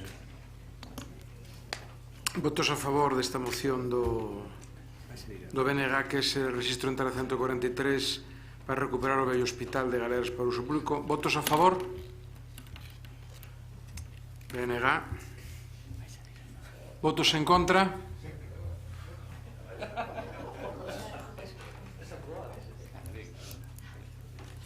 Votos en contra ningún. Abstencións? Do resto. PSOE, PP e Compostela Aberta. Por lo tanto, a moción queda aprobada. Seguimos. Pasamos a antepenúltima moción do día, é unha moción do PSOE relativa ás melloras dos espazos públicos e rehabilitación das vivendas de Vite. Boa noite a todos, todas. Vou ser breve. O Grupo Municipal Socialista mantivemos un encontro, neste caso en directo, coa veciñanza de Vite, no que nos comunicaron a necesidade de realizar mellores nos espazos públicos, así como a súa preocupación pola falta de noticias respecto á área de rehabilitación integral que foi aprobada en febreiro de 2016. As mellores necesarias, as que fan referencia, son demandadas dende hai tempo e derivan dunha falta de mantemento e xestión do goberno. Un exemplo claro atopamos na fonte da Praza Lalo Hernández, que históricamente estivo na Praza Roxa, que leva dende hai máis de 3 anos sin funcionar. De feito, temos constancia de que hai un ano retirouse o motor e até día de hoxe nada se ten sabido ao respecto. E non moilouse nesa praza está o parque infantil, cuxo mal estado é unha evidencia, debendo ter en conta que non foi obxecto de mellora nalgúna dende hai moitos anos. Eso debemos de sumarlle unha falta de poda en toda a zona, o que fai que nesta zona sexa pouco segura para os máis pequenos. O mesmo nos comentaron os representantes veciñais que de cando en vez teñen que recoller eles mesmos as polas de madeiras que están no chan por todo o parque. Tamén é motivo de queixo o mal estado das luminarias tanto en Alexandre Bóveda, en si na avenida Castelao, que non iluminan suficiente e que no primeiro tramo están hacia a carretera, non hacia a beira da rúa. Tamén do estado das tapas de suministro de auga que son pequenas ou que provocan inundacións en todo o ámbito, así como un problema notable de mobilidade e accesibilidade entre os bloques, sobre todo no carón de abaixo. A veciñanza leva anos reclamando sendeiros que eviten os interminables rodeos entre as diferentes rúas. Con respecto á falta de noticias de área de rehabilitación integral, demandar que se remate ese estudio de detalle a mellor brevidade posible, xa que, como todos sabemos, nestas vivendas residen moitas persoas maiores e con distintas discapacidades. Por todo isto, polo que o Grupo Municipal Socialista presenta ao Pleno da Corporación a seguinte moción: que o Goberno Municipal atenda as demandas da veciñanza de Vite respecto ás melloras detalladas no texto desta moción e remate ese estudio de detalle da área de rehabilitación integral dese ámbito, dados os gravísimos problemas de mobilidade que está a padecer toda a veciñanza. Nada máis e moitas gracias. Moitas gracias, Gonzalo, Goretti. Ben, a estas horas dun pleno que parecía que ia ser breve, o que vou comentar vai ser brevísimo. Sabemos tamén, desde o Bloque Nacionalista Galego, por veciñas e veciños de Vite, que estas demandas existen, que teñen problemas moi importantes e moi serios, que deben ser abordados por este goberno, así que imos apoiar esta proposta, esta moción do Grupo Socialista. Moitas gracias, Goretti. Teresa. Bueno, nosotros coincidimos con el diagnóstico. En Vite creemos que son necesarios tres tipos de actuaciones de mantenimiento, pequeños proyectos como pueden ser la actuación del parque infantil o el cambio de luminarias, obras más importantes de reurbanización, especialmente el acceso a algunos bloques que no son accesibles ni siquiera en la parte del espacio público.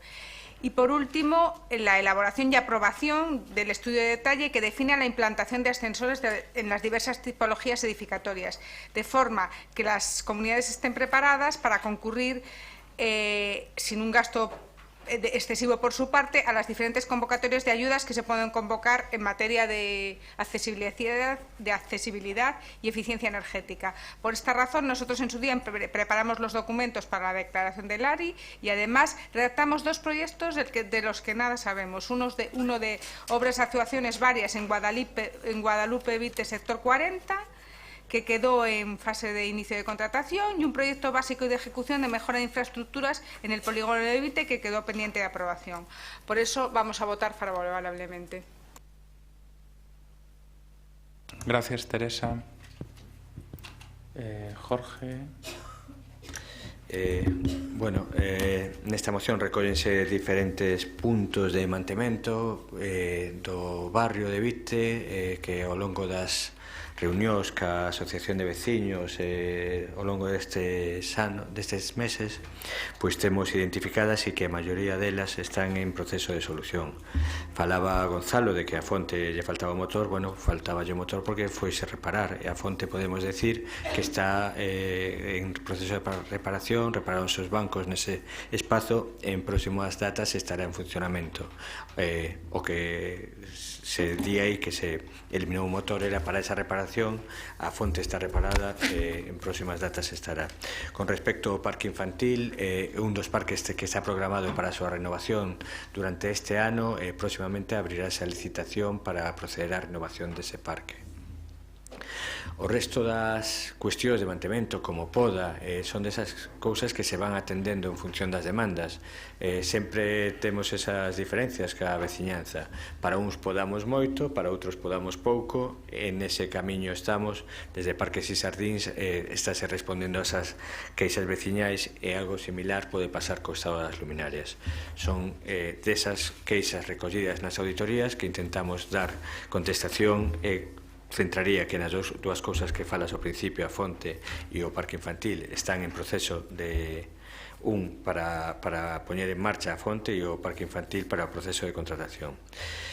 Cando oímos o fondo do asunto, non? A min realmente creo que como concelleiro desde o primeiro día expresei a miña preocupación porque de feito era algo que vivira como arquitecto a problemática da xente maior que non pode acceder ás súas vivendas porque non ten ascensores e a necesidade de impulsar un plan de choque de instalación de ascensores nesta cidade.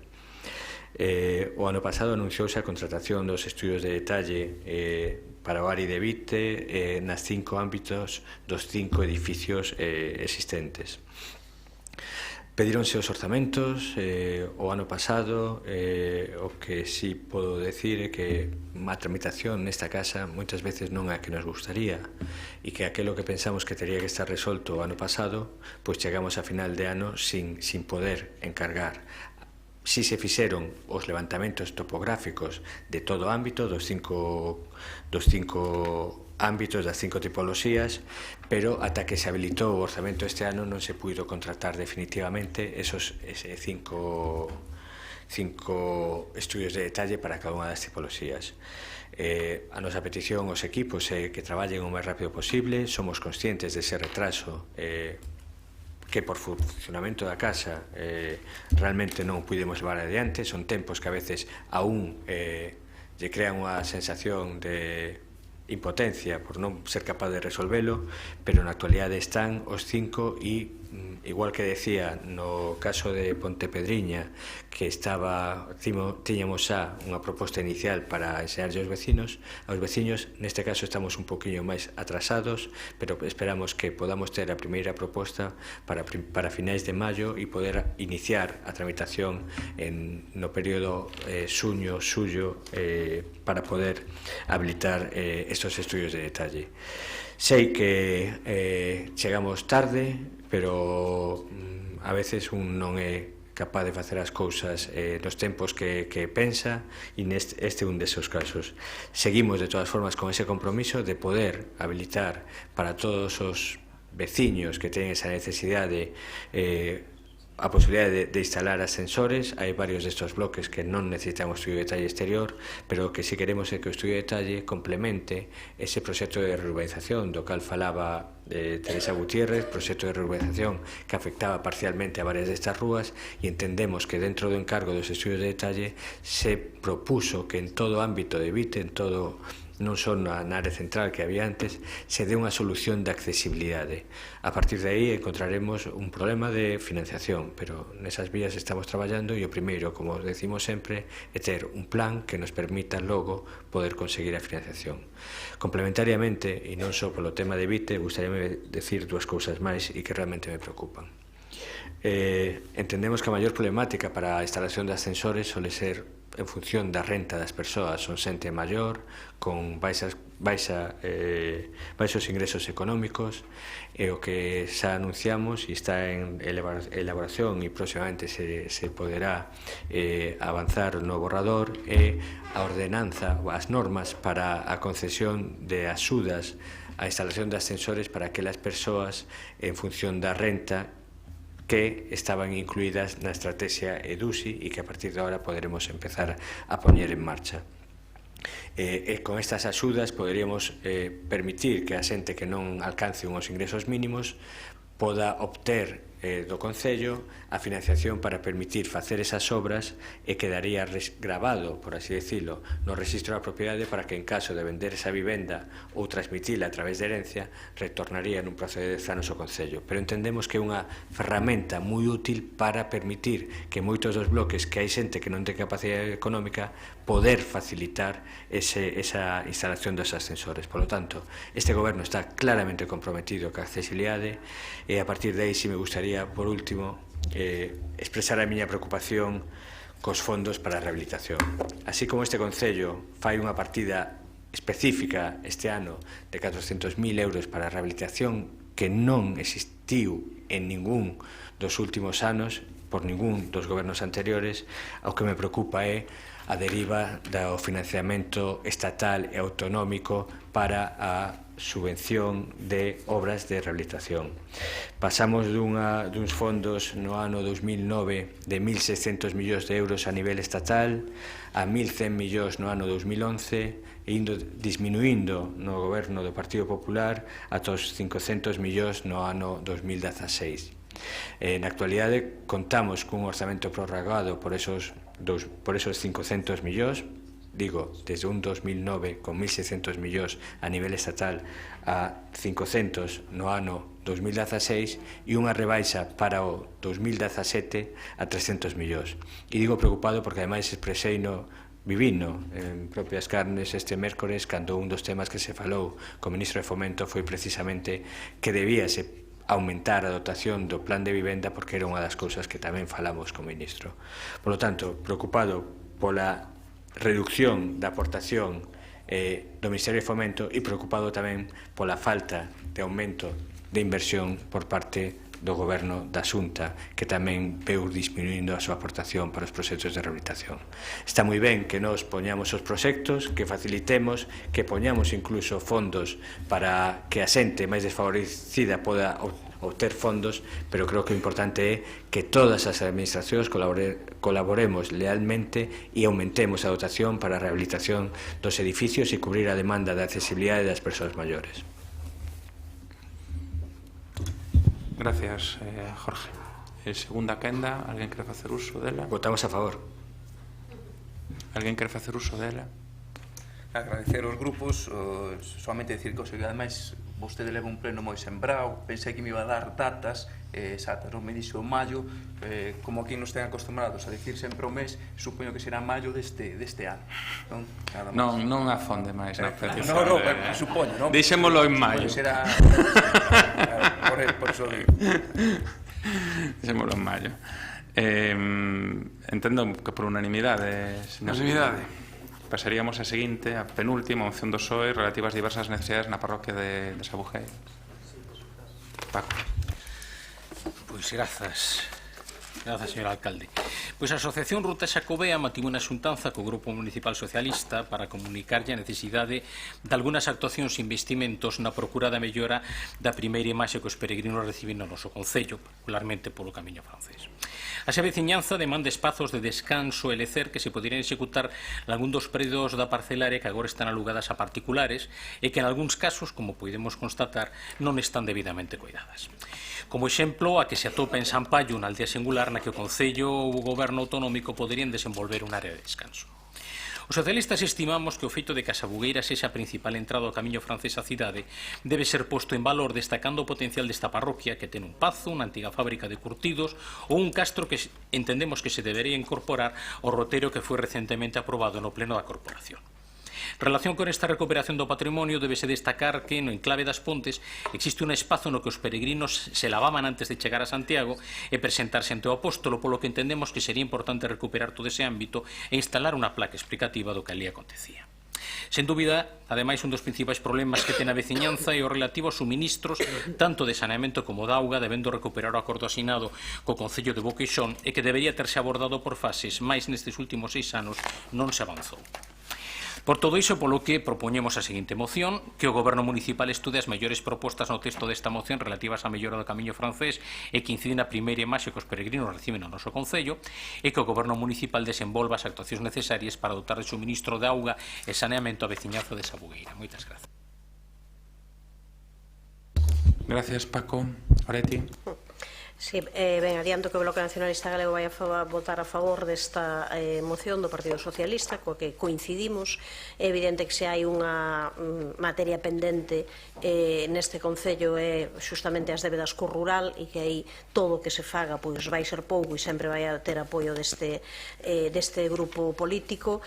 O único, digo, xa sei que non está feita con esa intención, pero digo porque non é a primeira vez non que me fixo en que nas cuestións relativas ao rural ás veces facemos facemos unha división que eu creo que debemos de intentar evitala, non? Aquí parece que determinado tipo de melloras, non, relacionadas tanto co patrimonio, posta en valor do patrimonio, da memoria, do lecer, van orientadas aos peregrinos, aos turistas que chegan, ás persoas de fora que chegan, mentres o saneamento e a auga para a veciñanza, non? Eu creo que tamén a posta en valor, non, do patrimonio, da fonte, do camiño, de tal, tamén debe ser para goce da veciñanza unha cousa e a outra. Digo, porque está na exposición de motivos e no conxunto, pero entendo que esa non é a intencionalidade, senón que todo o que se faga, por suposto, sexa para o conxunto da poboación tamén, e, por suposto, que xa digo, votaremos a favor.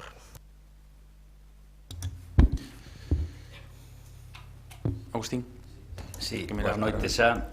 Ben, nós tamén, señor Reyes, estivemos cos veciños de Lavacolla. A verdade é que si facemos caso ás noticias de prensa antes que o Grupo Socialista, pero non imos facer causa de si estivemos antes ou despois, ni tampouco imos facer causa do grao de coñecemento que temos os diferentes grupos, o socialista e o popular do Camiño de Santiago, porque estou seguro que o señor Peña é o que mellor coñece o Camiño de Santiago na parroquia de Sabugueira, non teño dúbida ao respecto.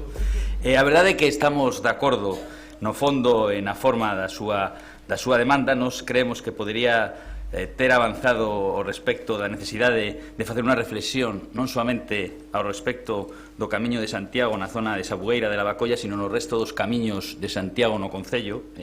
Non é unha competencia exclusiva da Xunta de Galicia, única do Xacobeo.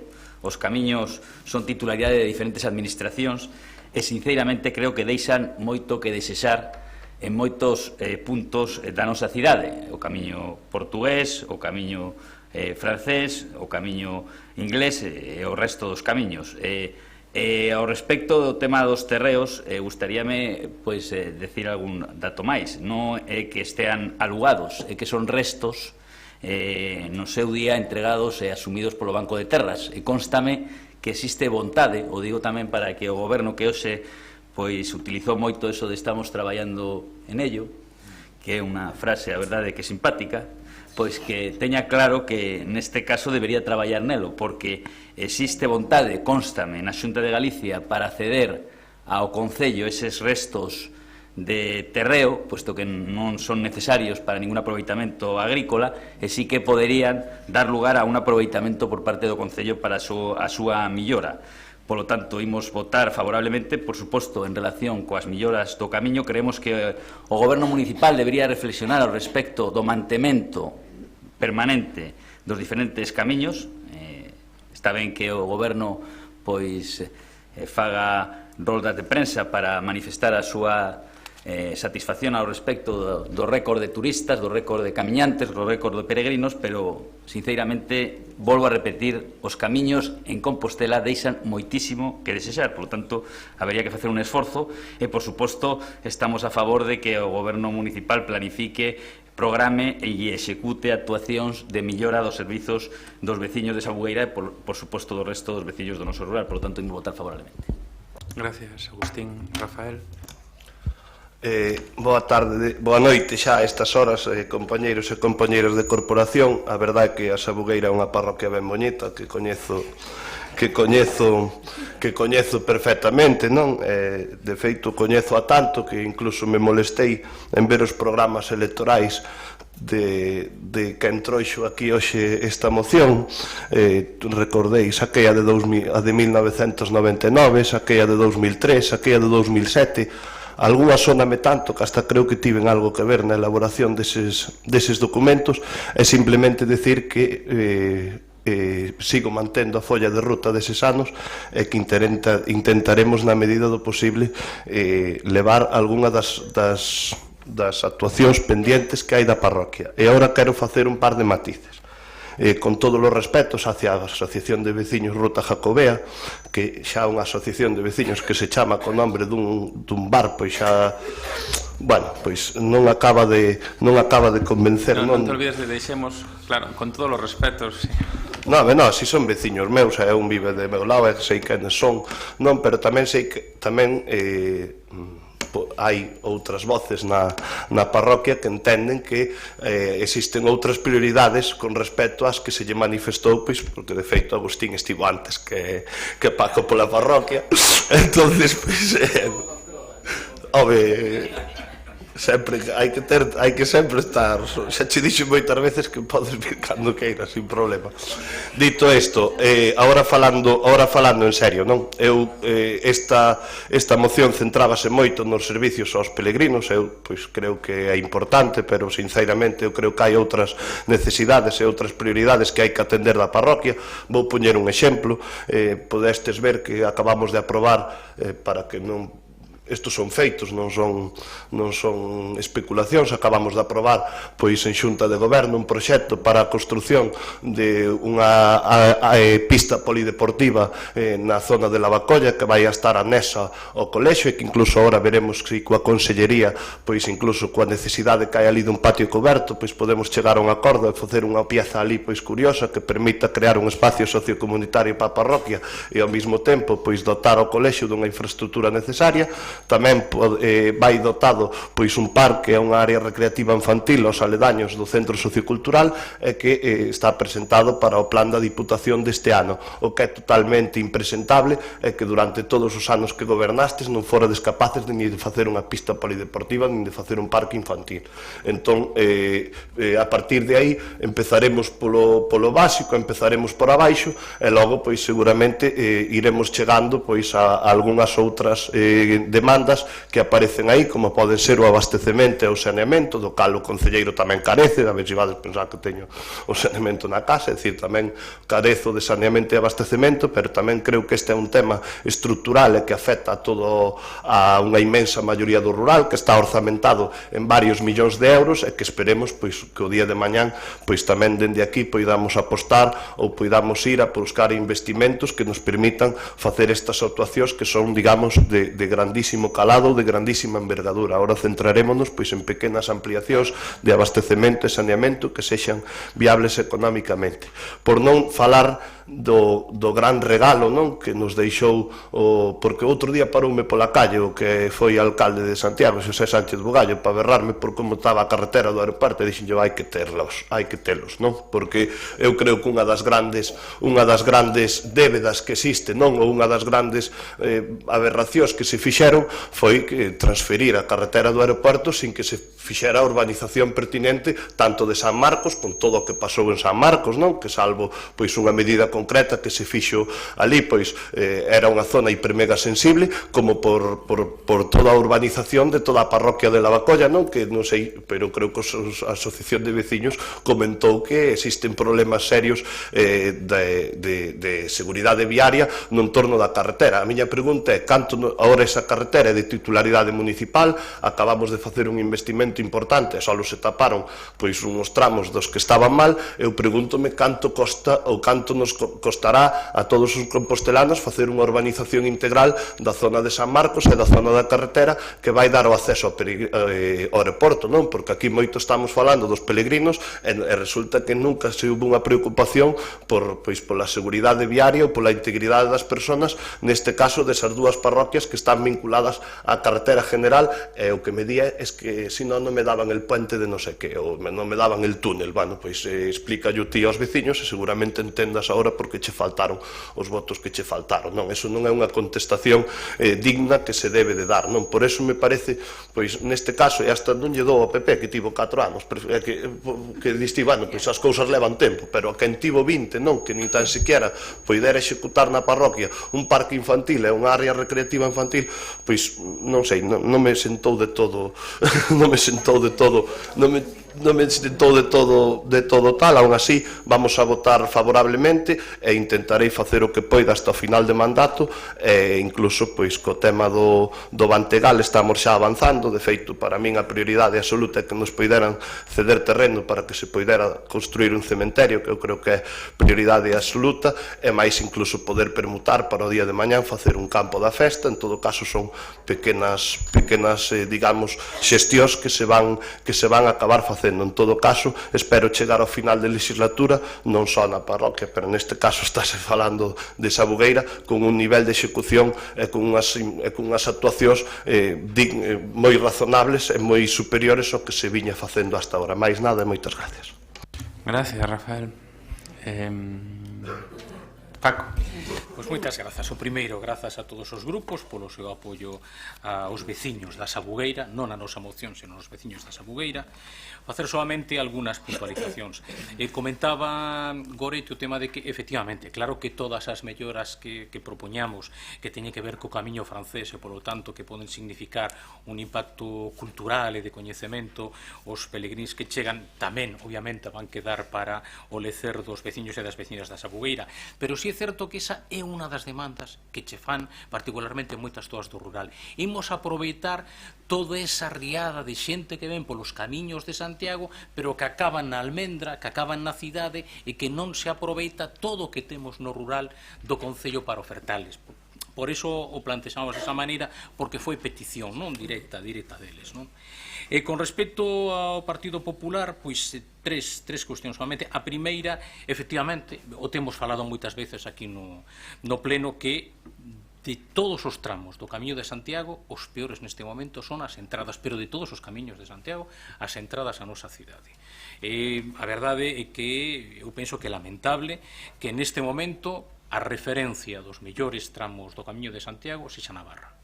Iso é algo que temos que reflexionar e, dende logo, o peor son as entradas a Santiago de Compostela. Iso é certo, efectivamente, é a responsabilidade das diferentes administracións. O que non imos facer vai ser pedir disculpas por ternos adiantado a presentar a moción con respecto a outros grupos. Non? Tamén teño que decir, con respecto ao que plantexaba o concelleiro de Compostela Berta, Rafa, é o seguinte: o tema de ruta Xacobea, eu entendo que ten que ver con Camiño de Santiago, supoño que é outra maneira de decir Camiño de Santiago. Non teño para nada referencia de que sexa o nome da asociación ou o nome dun bar, eu non o sabía, pensaba que facía referencia a Camiño de Santiago. Non? Con respecto ás outras necesidades, que ten toda a razón do mundo, pero hai unha cousa que tamén se chaman enmendas e que se poden presentar cando un presenta unha moción, se poden presentar enmendas, mira, che falta todo isto, eu faría desta outra maneira como se ten presentado aquí. Non?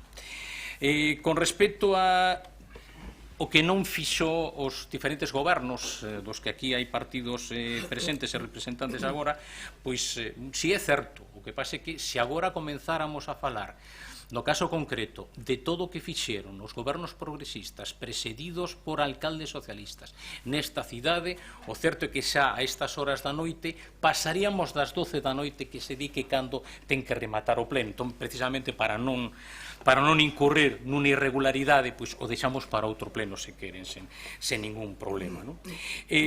Por último, todo o que habería que facer e onde sacan o diñeiro? Hai nada, nos dixo a concelleira de Facenda que temos 37,5 millóns de superávit para gastar, porque hai que poñerse a elo e a gastalo, non? E non adiantamos o debate para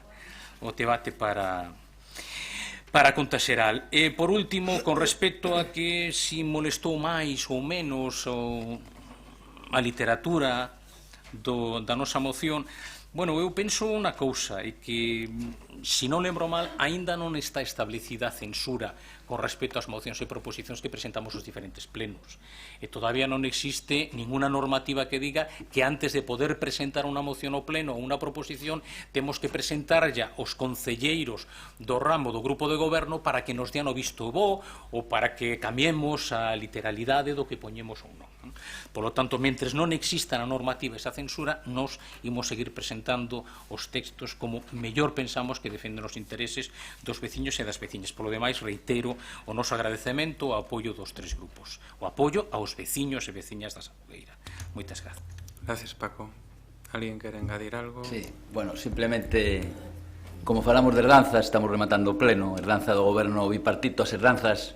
É importante cuantificar as herdanzas, o digo tamén para que o señor Peña teña claro a cuantificación da herdanza do señor Bugallo, ese alcalde de progreso desta cidade ao respecto da cesión da Nacional que vai ao aeroporto, para deixar esa Nacional en condicións razonables, coas beirarrúas que demanda as travesías existentes, entre 2 e 3 millóns de euros. Esa é a herdanza do señor Bugallo.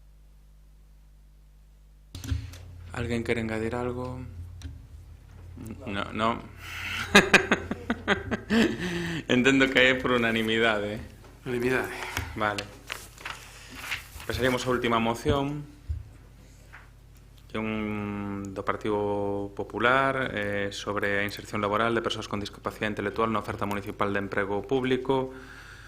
Hai unha emenda de Compostela Aberta e unha emenda do Partido Socialista que hai que aclarar a posición e se inicia un debate. María Corral. Sí, grazas de novo. Antes de nada, logo debo pronunciarme sobre as enmendas. En relación a de Compostela Aberta, acéptase, explicarei máis ao longo da exposición.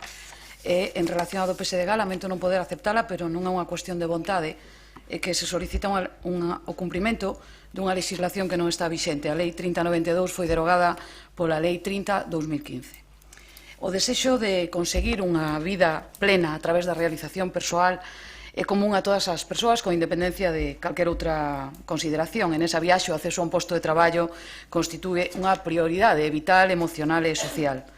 Esta aspiración non é posible cando se restrinxen o dereito á liberdade, á igualdade e á dignidade. Atópase nese caso un numeroso e vulnerable grupo de persoas con diversidade funcional que, a pesar dos innegables progresos sociais acadados, aínda teñen limitado o seu dereito de incorporación ao mercado laboral.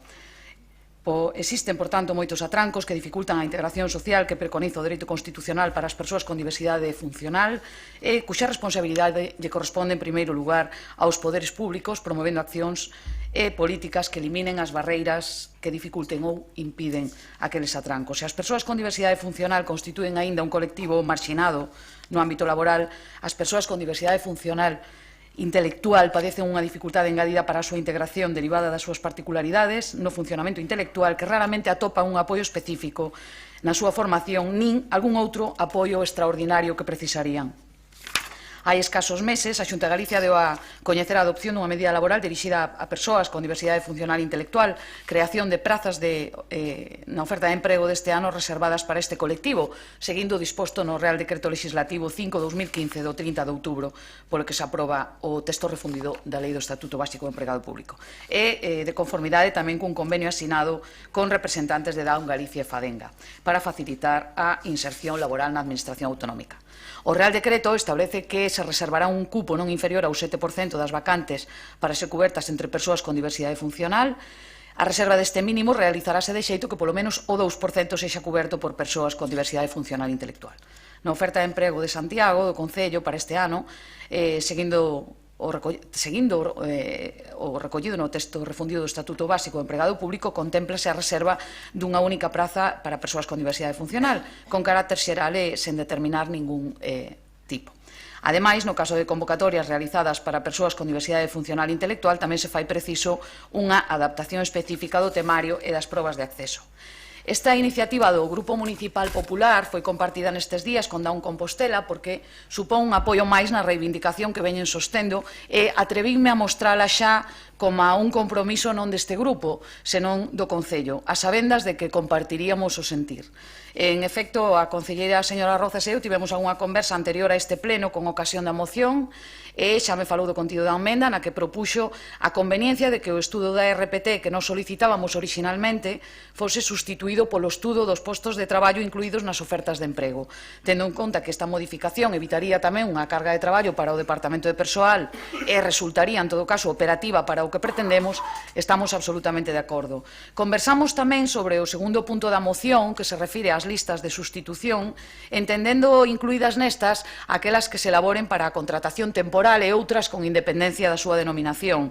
Mesmo falamos da oportunidade de elaborar listas concretas para este colectivo atendendo ás características do traballo a desenvolver. Isto último pretende abrirlles a posibilidade de que a través destas contratacións temporais vayan adquirindo méritos que poidan facer valer despois naquelas convocatorias de emprego que saian polo sistema de concurso-oposición. Hai unha coincidencia, por tanto, nas nosas pretensións e intencións, conversamos no mesmo rexistro e un sinte que cando traballa en equipo, con independencia da bancada que ocupemos, o resultado é máis fructífero, traballase con máis ganas, con mellor ánimo, así que, con independencia de que a proposta xurda deste grupo, atopar no goberno, a quen finalmente lle corresponde executar a aceptación, apoio e intereses compartidos, é garante de éxito, e como tamén lle decía a concelleira, abrir esta porta que compartimos a persoas con diversidade funcional intelectual é un paso adiante e as portas que se abren á integración xa non se poden pechar. Así que, se nesta legislatura conseguimos, aínda que só sexa unha contratación, agardo que sexan máis, pois terá merecido a pena pasar polo Concello, no Goberno ou na oposición. Grazas por iso e traballemos na mesma dirección, aínda que sexa por camiños diferentes. Tamén agora que non nos escoita casi ninguén, o mellor non está fora de lugar, pero é algo persoal que lle quero decir á concelleira con todo cariño. Vostede leva como cargo público, con responsabilidades de cargo público 2 anos, máis menos, non? Eu máis menos 3, nada, somos recén chegadas. Bueno, somos recén chegadas, en todo caso. Sabe que nos corresponde contribuir cada unha no sitio onde estamos.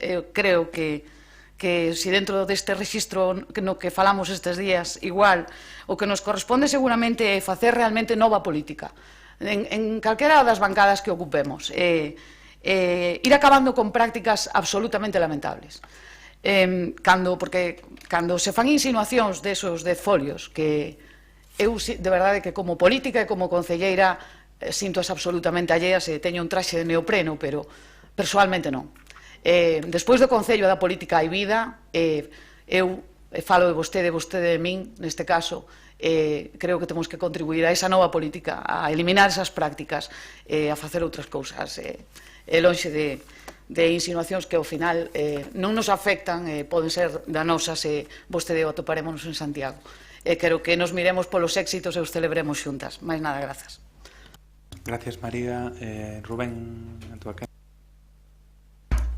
Sí, eu moi brevemente para decir que por suposto o voto do Grupo Municipal de Onega vai ser afirmativo. Temos trasladado noutras ocasións neste pleno pois propostas na mesma dirección, incluso tamén noutra cuestión que creo que debemos abordar, que é o que ten que ver cas cláusulas sociais, non? Quer dizer, acabamos de aprobar a Xunta de Goberno unha licitación importante que non incorpora, e en calquera caso hai compromisos tamén firmes a respecto das reservas en determinado tipo de ámbitos da administración pública, incluída tamén os concellos, para empresas de economía social. Neste caso concreto, eu creo que é unha cuestión xusta, necesaria, que está ben plantexada e que imos votar favorablemente. Gracias, Rubén. Paco. No noso caso, nos o que queremos plantexar evidentemente é a aplicación das reservas. Nos pensamos que ten que facerse esa reserva do total da oferta, tanto do que é o turno libre como do que é o turno de promoción interna. Nos entendemos que así, porque senón se limita, particularmente se limita a porcentaxe máis pequena que a da discapacidade intelectual.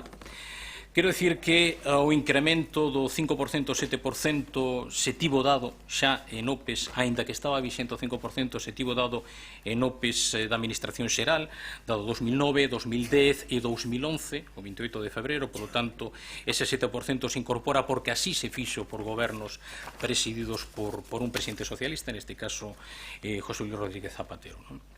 Sí que me gustaría facer referencia ao libro branco do acceso e inclusión do emprego público das persoas con discapacidade, publicado en outubro de 2015, que fai referencia a un informe da Dirección Xeral da Función Pública dese mesmo ano 2015, que di que 3 de cada 4 plazas convocadas con reserva de plazas cubertas se cubren, polo tanto, un 75% de aprobados. Polo tanto, pensamos que é un éxito.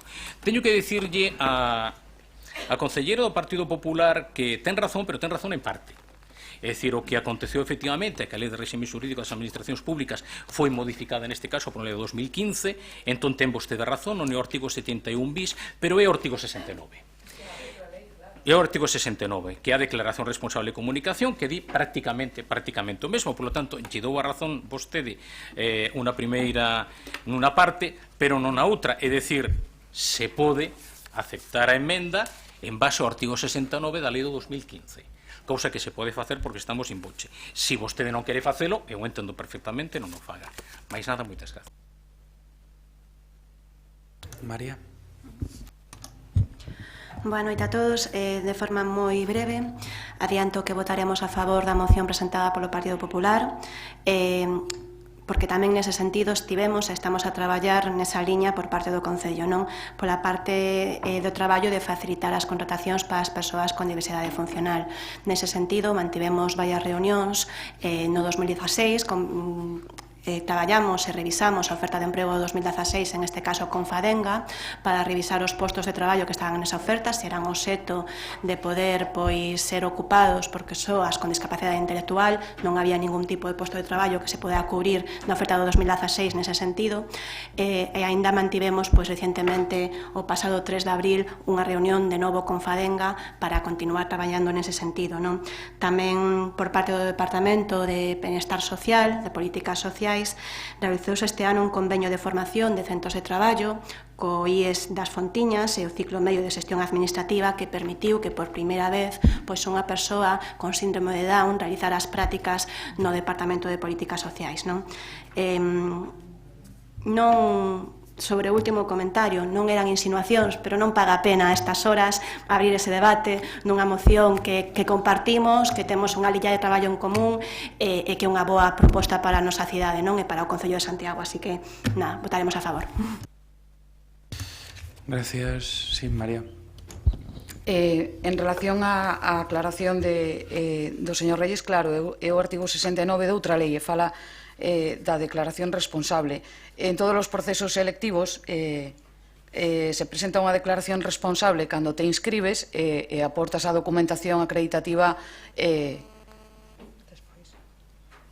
Bueno, é igual, non vou a discutir. O que me quedaba por decir era, finalmente, coa emenda de Compostela Aberta, como quedaba o acordo que solicitamos do Concello, que o Concello de Santiago elabore un estudo de cada un dos postos de traballo incluídos nas ofertas de emprego para determinar cales poden ser cubertos por persoas con diversidades funcionais en función da discapacidade e as tarefas a desempeñar, e en especial para aquelas persoas con discapacidade intelectual, dada a distinción que se fai no texto refundido do Estatuto Básico do Empregado Público. Todo iso en colaboración coas entidades representativas máis directamente implicadas, ao igual que para promover a necesaria adaptación do temario das probas de acceso e chegado ao caso do posto de traballo para facilitar a inserción laboral destas persoas. E o segundo punto, que o Concello de Santiago teña en conta a hora de elaborar as listas para substitucións, nas que ian incluídas aqueloutras que xa acordamos coa concelleira, a reserva de prazas para persoas con discapacidade en función da discapacidade e das tarefas a desempeñar, ampliando así mesmo a obriga recollida no artigo 59 do texto referido. Máis nada, grazas. Enténdese que con esa emenda aceptada, non sei se o Partido Socialista vai votar a favor. Sí, apróbase por unanimidade a moción e levantamos a sesión. Moi ben, unanimidade.